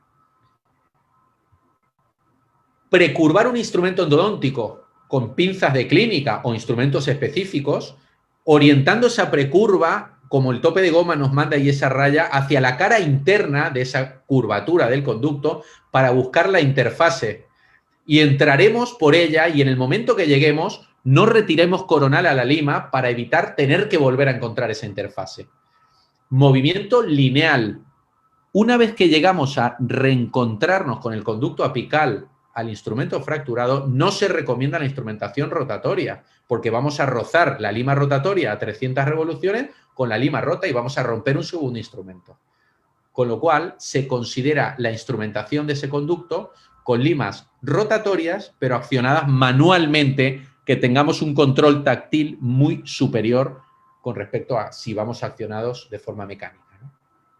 Abril del 2019, fíjense el bypass de la conometría, la lima sigue ahí en su sitio y queda englobada en la obturación endodóntica, seguimiento 1 año y 10 meses, la lima está ahí, el componente infeccioso no lo tiene la lima, el componente infeccioso estaba en el conducto sin limpiar. Nosotros lo hemos conseguido limpiar desde el bypass y sellar y englobar el instrumento fracturado a la obturación. O este caso que os enseño, que es un 46, con un instrumento fracturado en la raíz mesial. Primera opción, bypass. Como digo, repito, no quiero ser exhaustivo, pero es importante tener en cuenta eso, que retirar la lima no es el objetivo del tratamiento, el objetivo es preservar el diente. Y evitando la maniobra de plataformas, ahorramos mucha dentina. Permeabilizamos 6 conductos radiculares, hacemos el bypass sobre el instrumento fracturado, esta es la visión de la cámara pulpar. Saben que hay un istmo de unión entre mesiobucal y mesiolingual, y en ese istmo muchas veces podemos con ultrasonidos limpiarlo y permeabilizarlo. Igual ocurrió en la zona distal, esos son los las 6 entradas al sistema de conductos, no hablo de 6 conductos, sino 6 entradas independientes, luego ha habido una confluencia del sistema de conductos, obturación hermética englobándola al instrumento fracturado para que no sea un problema, y una revisión a 3 años y 10 meses con curación del área perirradicular englobando la mesial, que la culpa no era la lima, entre otras cosas sí, pero la obturación endodóntica a todo nivel era más que deficiente. Bien, bloque final, perforaciones. ¿En qué porcentaje ocurren las perforaciones? ¿Qué opinan? Mucho, poco, bibliografía al respecto. Entre un 2 y un 12% de los dientes tratados endodónticamente están perforados, según un artículo del Endodontic Topics, año 2006. ¿Qué clínico perfora? El endodoncista. ¿Y quién más pueden pensar que perfore el diente? A la hora de rehabilitar el diente endodonciado, la prótesis, preparando el anclaje para poste, de hecho en este artículo se encontró que durante la preparación del anclaje para poste se perforó en un porcentaje mayor que durante la endodoncia de ese diente, sobre 55 casos, como ven arriba. O sea que no solo perfora el que hace la endodoncia, sino quien rehabilita el diente. Ojo la preparación para poste, ojo la anchura de los drills sobre el perfil radicular que vayamos a colocar el poste. Hay raíces más acintadas, hay raíces más redondas, hay que conocer un poco la anatomía donde vayamos a colocar el poste. ¿Y qué diente es el más perforado? ¿Qué piensan? ¿Molares, premolares, sector anterior? Este artículo interesante, sobre 116 dientes, hallaron que 63 tenían la perforación en molares inferiores, segundo diente más perforado, el premolar superior, y por último, el incisivo superior, que tiene sentido porque muchos incisivos superiores post-traumatismo se calcifican, y como la disposición de la fresa durante la apertura es 45 grados sobre la cara palatina, cuando el conducto está calcificado no encontramos la caída en vacío y tendemos a irnos hacia vestibular y caemos en la cresta ósea perforada. Entonces, el incisivo superior calcificado se suele perforar también en gran medida, ¿no? Pero el que se lleva, digamos, la medalla de oro es el molar inferior. ¿Qué factores condicionan el éxito de un diente con una perforación? 3. Artículo de Fusitrope del año 96, que parece antiguo, pero los principios del pronóstico de diente perforado siguen siendo los mismos que a día de hoy. El éxito depende del tiempo, del tamaño y de la localización de la perforación. Esto es, una perforación reciente que se sella lo antes posible tendrá mejor pronóstico que una perforación antigua. Es decir, si perforáis vosotros, sellar cuanto antes para que no haya contaminación bacteriana. Si la perforación viene de un caso para hacer retratamiento antigua, evidentemente no podemos hacer nada ahí con el tiempo. Una perforación pequeña tiene mejor pronóstico que una grande porque hay menor compromiso estructural, y la perforación tiene mejor pronóstico cuanto más alejada de la cresta ósea esté, por un tema estético, por un tema de washout o efecto lavado del material de sellado. Cuanto más cercana a la cresta, el fluido gingival puede diluir el material de sellado antes de su fraguado, repercutiendo en la filtración bacteriana, ¿no? Con lo cual, cuanto más apical esté, mejor pronóstico tendremos. También hablan del tipo de material con el cual sellamos la perforación, repercute en el éxito, pero claro, en el año 96, a día de hoy, sumergidos en la era de silicatos cálcicos o cementos biocerámicos, es indistinto el uso de MTA, Biodentin, Total Fill, funcionan todos igual de bien. Pero en aquella época veníamos de la era de la amalgama de plata, que sella muy bien, pero es citotóxica por su alto contenido en mercurio. Lo demuestran en este artículo, donde sellaron perforaciones de furca sobre perros con amalgama de plata, posteriormente los sacrificaron y hicieron el estudio histológico. Otro grupo los sellaron con MTA, hicieron sacrificio de los animales y estudio histológico. Y aquí tienen la furca sellada con amalgama y un infiltrado inflamatorio crónico de tejido fibroconectivo, indicándonos que no hay una biocompatibilidad adecuada pese a haber un buen sellado. El MTA demostró formar hueso, formar cemento, característica específica del MTA, la cementogénesis, gracias a lo cual forma ligamento periodontal. Año 95, que es cuando empezó la era biocerámica. Otro artículo, Se tallaron cavidades en mandíbula de cerdo y se colocó Super-EVA, que es un cemento de óxido de cirugenol, y en otro grupo de cerdos se talló cavidades y se colocó MTA. Sobre el MTA se puso hueso, sobre el hueso ligamento periodontal. Sobre el Super-EVA, debido a la citotoxicidad del eugenol, se formó un tejido fibroconectivo. Por tanto, en aquel momento se debatía mucho con qué sellar una perforación, porque veníamos de la era amalgama y óxido de cirugenol, pero a día de hoy con los silicatos cálcicos es indiscutible que el camino está más que creado, ¿no? MTA demostró menor citotoxicidad que la amalgama IRM y Super-EVA. ¿Siempre sellamos una perforación con silicato cálcico? No, depende de dónde esté la perforación. De forma que tenemos perforaciones supracrestales que las sellaremos con resinas o ionómeros, porque si ubicamos un silicato cálcico, un biocerámico, en la zona del surco, se va a diluir el mismo antes de su fraguado por todo el fluido gingival, además de un componente estético muy importante, porque los silicatos sellan, pero no tienen una gran estética. Por tanto, se recomienda en este tipo de perforaciones sellar con resinas y ionómeros, que además de estética, ofrecen un fraguado inmediato fotopolimerizable. Sin embargo, aquellas perforaciones ubicadas por debajo de la cresta sí que se considera el sellado con silicatos cálcicos porque van a fraguar antes de diluirse gracias a el hueso, que protege del tejido gingival. Y bueno, los silicatos cálcicos ampliamente demostrado su eficacia. Publicamos un artículo en el año 2018 conjuntamente con Insol Suárez de Brasil, Fernando Goldberg y Carlos Cantarini de Argentina, y el que les habla, hablando de una serie de casos sellados con MTA de perforaciones, como este que ven. Es un incisivo central superior donde el compañero había intentado el retratamiento y se había ido hacia vestibular y había hecho una perforación subcrestal. Toda perforación subcrestal se recomienda su sellado con un silicato cálcico. Siempre se perfora en el sector anterior hacia vestibular. Aquí vemos la perforación. Esta es la gutapercha del tratamiento endodóntico deficiente.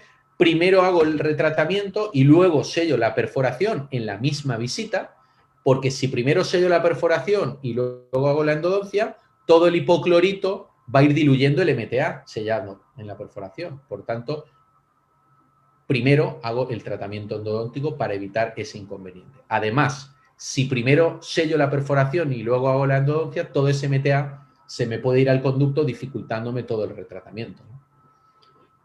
MAP System, que es una jeringa de Messin similar para ubicar las distintas dosis de MTA sobre la perforación. Y aquí tenemos el preoperatorio y el postoperatorio inmediato, sellado la perforación con MTA. Tercio apical también lo sellamos con MTA porque no tuve un buen stop. Se ve que es un foramen amplio, irregular, reabsorbido por la propia patología. Y el tercio medio y coronal con técnicas de inyección de gutapercha. Seguimiento a 4 años. Curación no solo del área apical, sino del área de la perforación. Vemos que se ha formado hueso, ligamento periodontal, como nos demostraba la bibliografía previa. Más casos de perforación, es un molar superior con una perforación de la raíz distobucal del tercio medio.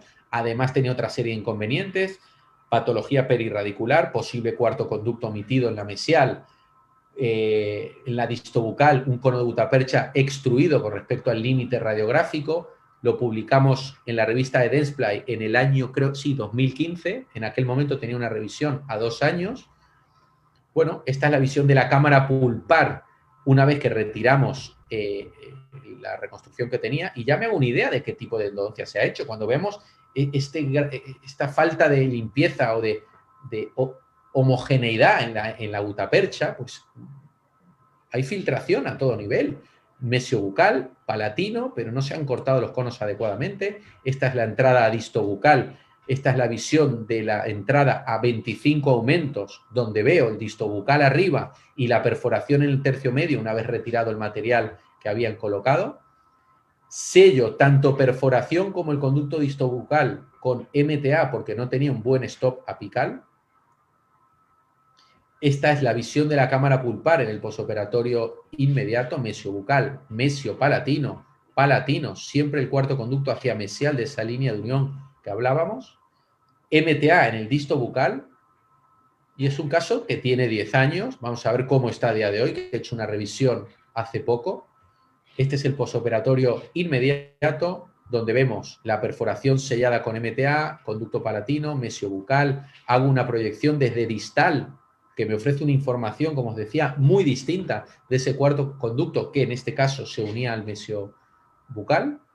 El cono de gutapercha extruido no lo pude retirar. Vamos a ver si eso repercute en el pronóstico o no. Un seguimiento a unos cuantos años, el diente forma parte del pilar posterior de prótesis fija, donde ya no hay patología, el sellado es óptimo de la perforación, el cono de gutapercha no ha repercutido, mejor dicho, el cono extruido en el área apical, y un seguimiento a 9 años y 9 meses que se lo he hecho este mismo mes. Estamos hablando casi de 10 años de un diente perforado que está siendo pilar de prótesis fija, y una vez más recuerdo la cresta cómo estaba en el 2011 y cómo está en el 2021. Exactamente igual, porque gracias al ligamento periodontal la mantenemos a nivel corona. 2 casos y terminamos. Este es un 26, que el compañero en plena endodoncia pensaba que era el cuarto conducto y se dio cuenta, porque el localizador le pitaba afuera, que no era un cuarto conducto, sino que era una perforación de furca. Nos lo remite a consulta y nosotros, como os decía, la perforación, cuanto antes se selle, mejor pronóstico, porque evitamos recontaminación bacteriana. Entonces, hay 2 posibilidades. Endodoncia en una sesión con diente perforado, primer sesión, hacemos la endodoncia y al final de la endodoncia sellamos la perforación en una única sesión. Si lo hacemos al revés, como decíamos, vamos a meter el MTA en los conductos, nos va a dificultar el tratamiento, el hipoclorito va a diluir el MTA, entonces sellemos al final de esa sesión para que no tengamos esa serie de inconvenientes. Caso A. Caso B, endodoncia en 2 sesiones en un diente con una perforación. Primer sesión debe ir dirigida al sellado de la misma. ¿Por qué? Porque evitamos la contaminación bacteriana. Entonces, el sellado de la perforación es primordial hacerlo lo antes posible. Si es en una sesión al final de la endodoncia, si es en 2 sesiones, primera sesión sellado de perforación, segunda sesión sellado de conductos y retratamiento, digamos, completo, ¿no? En este caso, yo suelo hacer todo en una sesión, salvo que haya supuración intraconducto. Como ven, ya tengo mesiobucal, mesiopalatino, distobucal y el conducto palatino, y una vez terminado el retratamiento, me voy a dedicar al sellado de la perforación. Con un ProRoot MTA, ayudados de la MAP System, primer dosis, segunda dosis, y lo compacto con un plugger de acero, o me gusta más incluso con puntas de papel, porque a la vez de ir compactando, el papel va restando humedad a ese MTA para evitar que se diluya antes del fraguado, que no brille tanto, como ven. Bueno, voy sellando con distintas dosis la zona de furca hasta que tengo ya la furca totalmente sellada con el ProRoot. Compactada. Más que compactada, es como acomodado ese MTA con puntas de papel. No hay que hacer una presión apical excesiva para no impulsarlo a la zona periodontal, ¿no? Es un caso de diciembre del año 2018, posoperatorio inmediato. Aquí ven el MTA. Y en el seguimiento a un año, con la formación hueso alrededor, cementoblastos, cementogénesis, mejor dicho, diente asintomático. Y para terminar, al final he hablado más de 1 hora, espero no haber aburrido demasiado. Esto es un 46 con patología no solo apical, sino en la zona de furca. La paciente venía a la consulta diciendo que le habían hecho ya un tratamiento endodóntico y una corona. Evidentemente no hay rastros de gutapercha, salvo un área en furca que se impulsó posiblemente el material de obturación temporal, ¿no? Esto es un caso que os voy a enseñar con una animación previa, porque estoy usando para el sellado de furca la nueva generación de biocerámicos o de silicatos cálcicos en consistencia putty, que vienen premezclados y tiene un washout o una resistencia al lavado muy superior a la primera generación de silicatos cálcicos, ProRoot o Angelus, cualquiera de los MTA que hay que mezclar previamente, ¿no? Esto es una consistencia tipo Cavit que facilita mucho el manejo y tiene propiedades físicas mucho mejores, evitando el efecto lavado durante su fraguado. ¿Con qué tapo la furca durante toda la endodoncia? Al revés, con nada. Me interesa que el hipoclorito sódico vaya desinfectando todo ese área contaminada de la perforación. No se trata de clavar la aguja en tejido de granulación, sino dejarla libre, como vemos ahora en esta imagen. No clavo la aguja en esta zona para evitar el accidente por hipoclorito, sino la dejo libre. Que el hipoclorito actúe y la propia tensión superficial va a evitar de que tengamos una complicación química, ¿no?, por el irrigante. Y todo ese burbujeo me está dando la pauta de que estamos bajando esa carga bacteriana y digiriendo todo ese tejido infectado.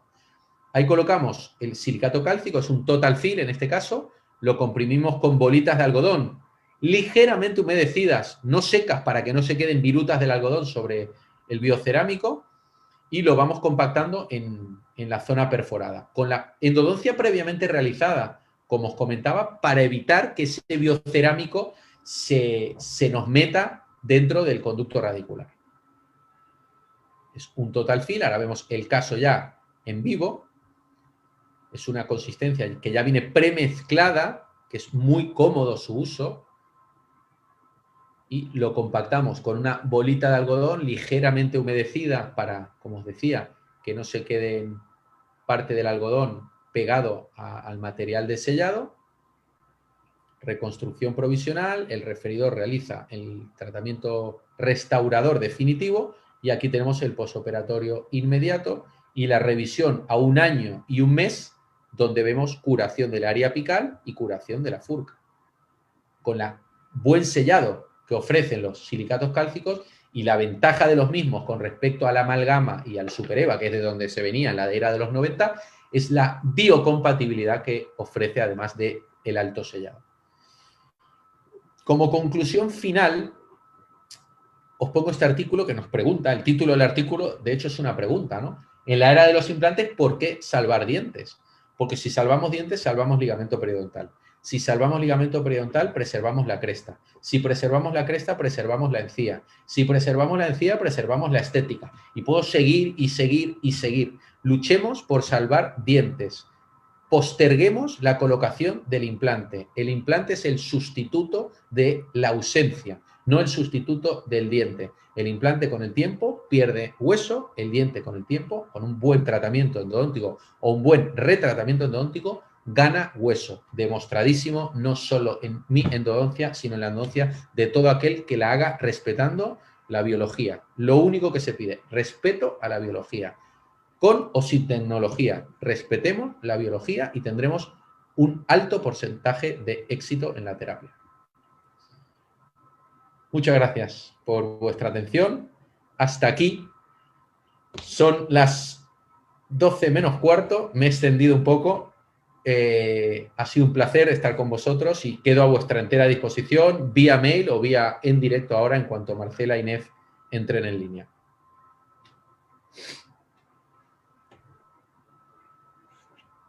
Muchísimas gracias, doctor Miraglia. Realmente fue una conferencia magistral. En realidad estamos bastante agradecidos con todo lo que nos pudiste compartir y creo que han quedado claras muchas de las dudas de nuestros asistentes que se han mantenido desde el principio de tu charla y realmente te agradecemos por dar esa información en ese sentido, ¿no?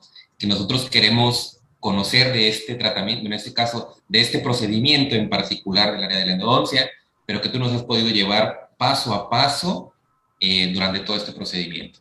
Ahora vamos a dar paso a algunas de las preguntas y comentarios. Hay muchísimos saludos de varias partes de Latinoamérica. En particular, piden, bueno, solicitan los artículos. No sé si nos puedes dejar, bueno, aquí estás dejando tu correo. Si te parece bien que te contacten a través de tu email para Sí. que les puedas hacer llegar todas sus preguntas. Y la primera que nos dice la doctora Ale Lomelí, ¿cómo nos recomienda hacer el bypass sin que el segmento separado se vaya hacia apical? Bueno, depende si la lima rota está trabada en conducto o no. Y normalmente la lima se rompe porque está trabada en el conducto. Porque si estuviera suelta, la lima no se rompería, no habría rozamiento, no se quedaría atascada. Entonces, como esa lima está enroscada en el conducto, normalmente, durante el bypass, esa lima no debe salir impulsada vía foramen. Además, que la lima rota suele ser más amplia que el calibre de ese foramen, con lo cual ahí tenemos otra resistencia física para impulsarla al periápice, ¿no? No he tenido, gracias a Dios, ese inconveniente. Si la lima, por otro lado, está suelta porque se ha roto en un conducto ovalado, es más raro, como digo, porque si no hay rozamiento no se debe romper, pues durante la propia irrigación muchas veces el instrumento roto sale, ¿no?, impulsado hacia coronal, no hacia apical. O sea, no hay ningún recaudo mayor que la resistencia física del conducto con respecto a la lima rota. Perfecto, muchas gracias. La misma doctora nos pregunta también, ¿qué instrumento ultrasónico sugieres para realizar el movimiento antihorario para retirar limas? Largo y fino. Esa es la clave. Más que cuál, cómo tiene que ser. Tiene que ser largo y fino. Fino porque tienes que entrar en la interfase, una vez que creemos la plataforma, en la interfase entre lima y conducto para ir eliminando dentina periférica a esa lima rota. Con lo cual, la lima debe ser largo y fino. Aquí en Europa, por ejemplo, la ET25 de Satelec, no sé si en Latinoamérica está o si se llama igual,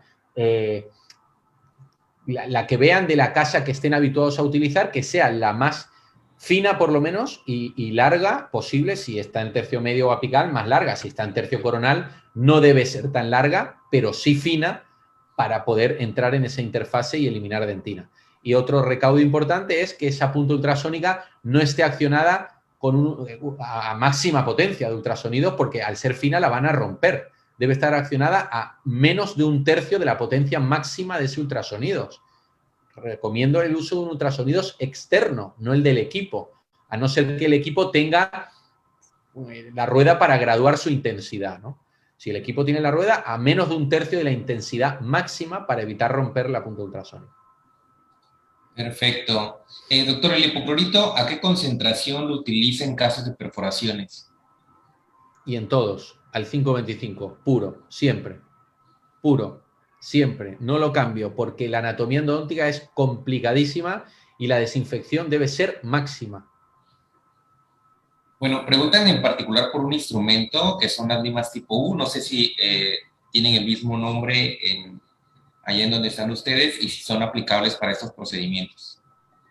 ¿Cuál, Nef? Perdona, no he entendido. La lima U, lima tipo U del kit de irrigación, aquí lo maneja la casa comercial NSK. Lima U. Sí. ¿Pero para qué es? No lo conozco. Sí, me imagino que debe tener algún otro nombre. Es del kit de irrigación. Ah, la IRISAFE. Vale. Si lo utilizo, ¿me preguntan? Sí. No, utilizo activación sónica, el Endoactivator.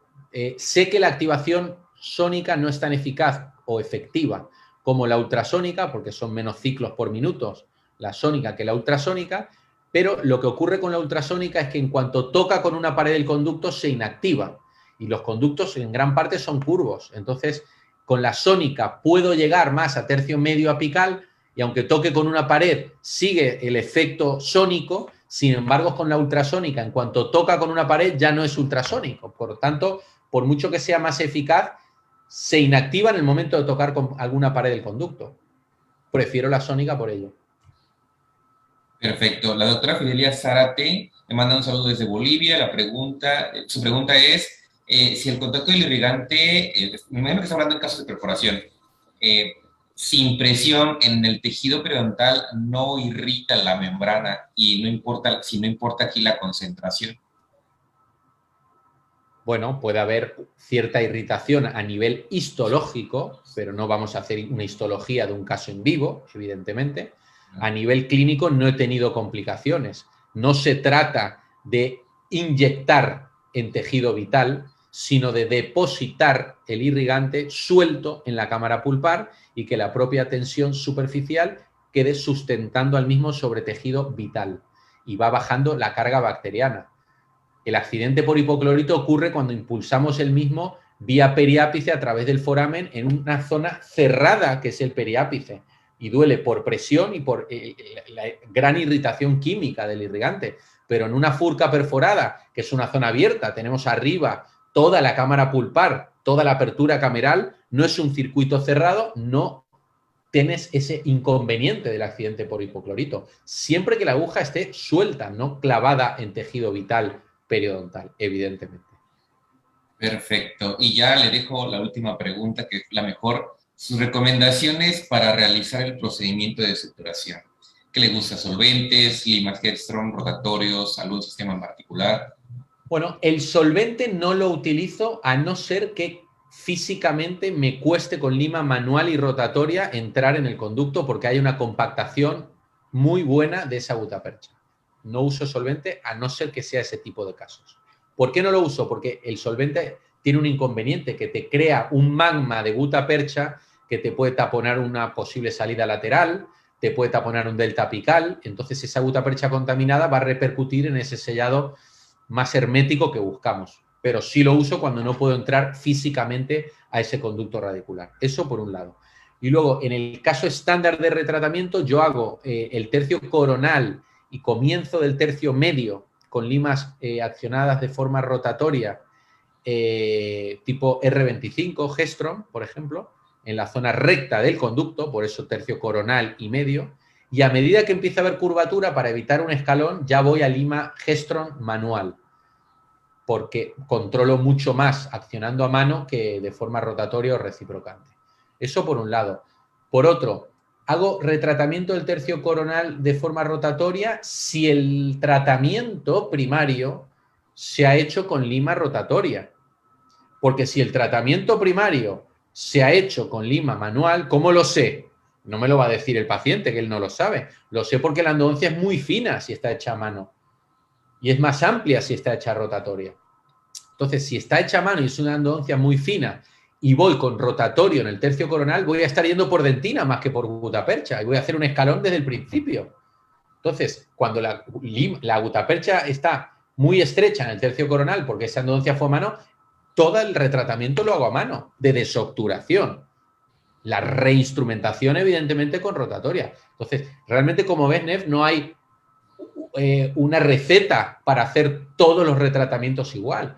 Uso cloroformo cuando hay muy buena compactación, si no, no lo uso. Uso lima rotatoria en el tercio coronal y medio cuando hay una buena conicidad de esa endodoncia primaria. Hago retratamiento a mano cuando el conducto es muy estrecho, porque no me interesa ir por dentina para no hacer un escalón, me interesa ir por gutapercha y para ello hago una lima manual en aquel tratamiento primario realizado a mano, ¿no? O sea, que depende del caso.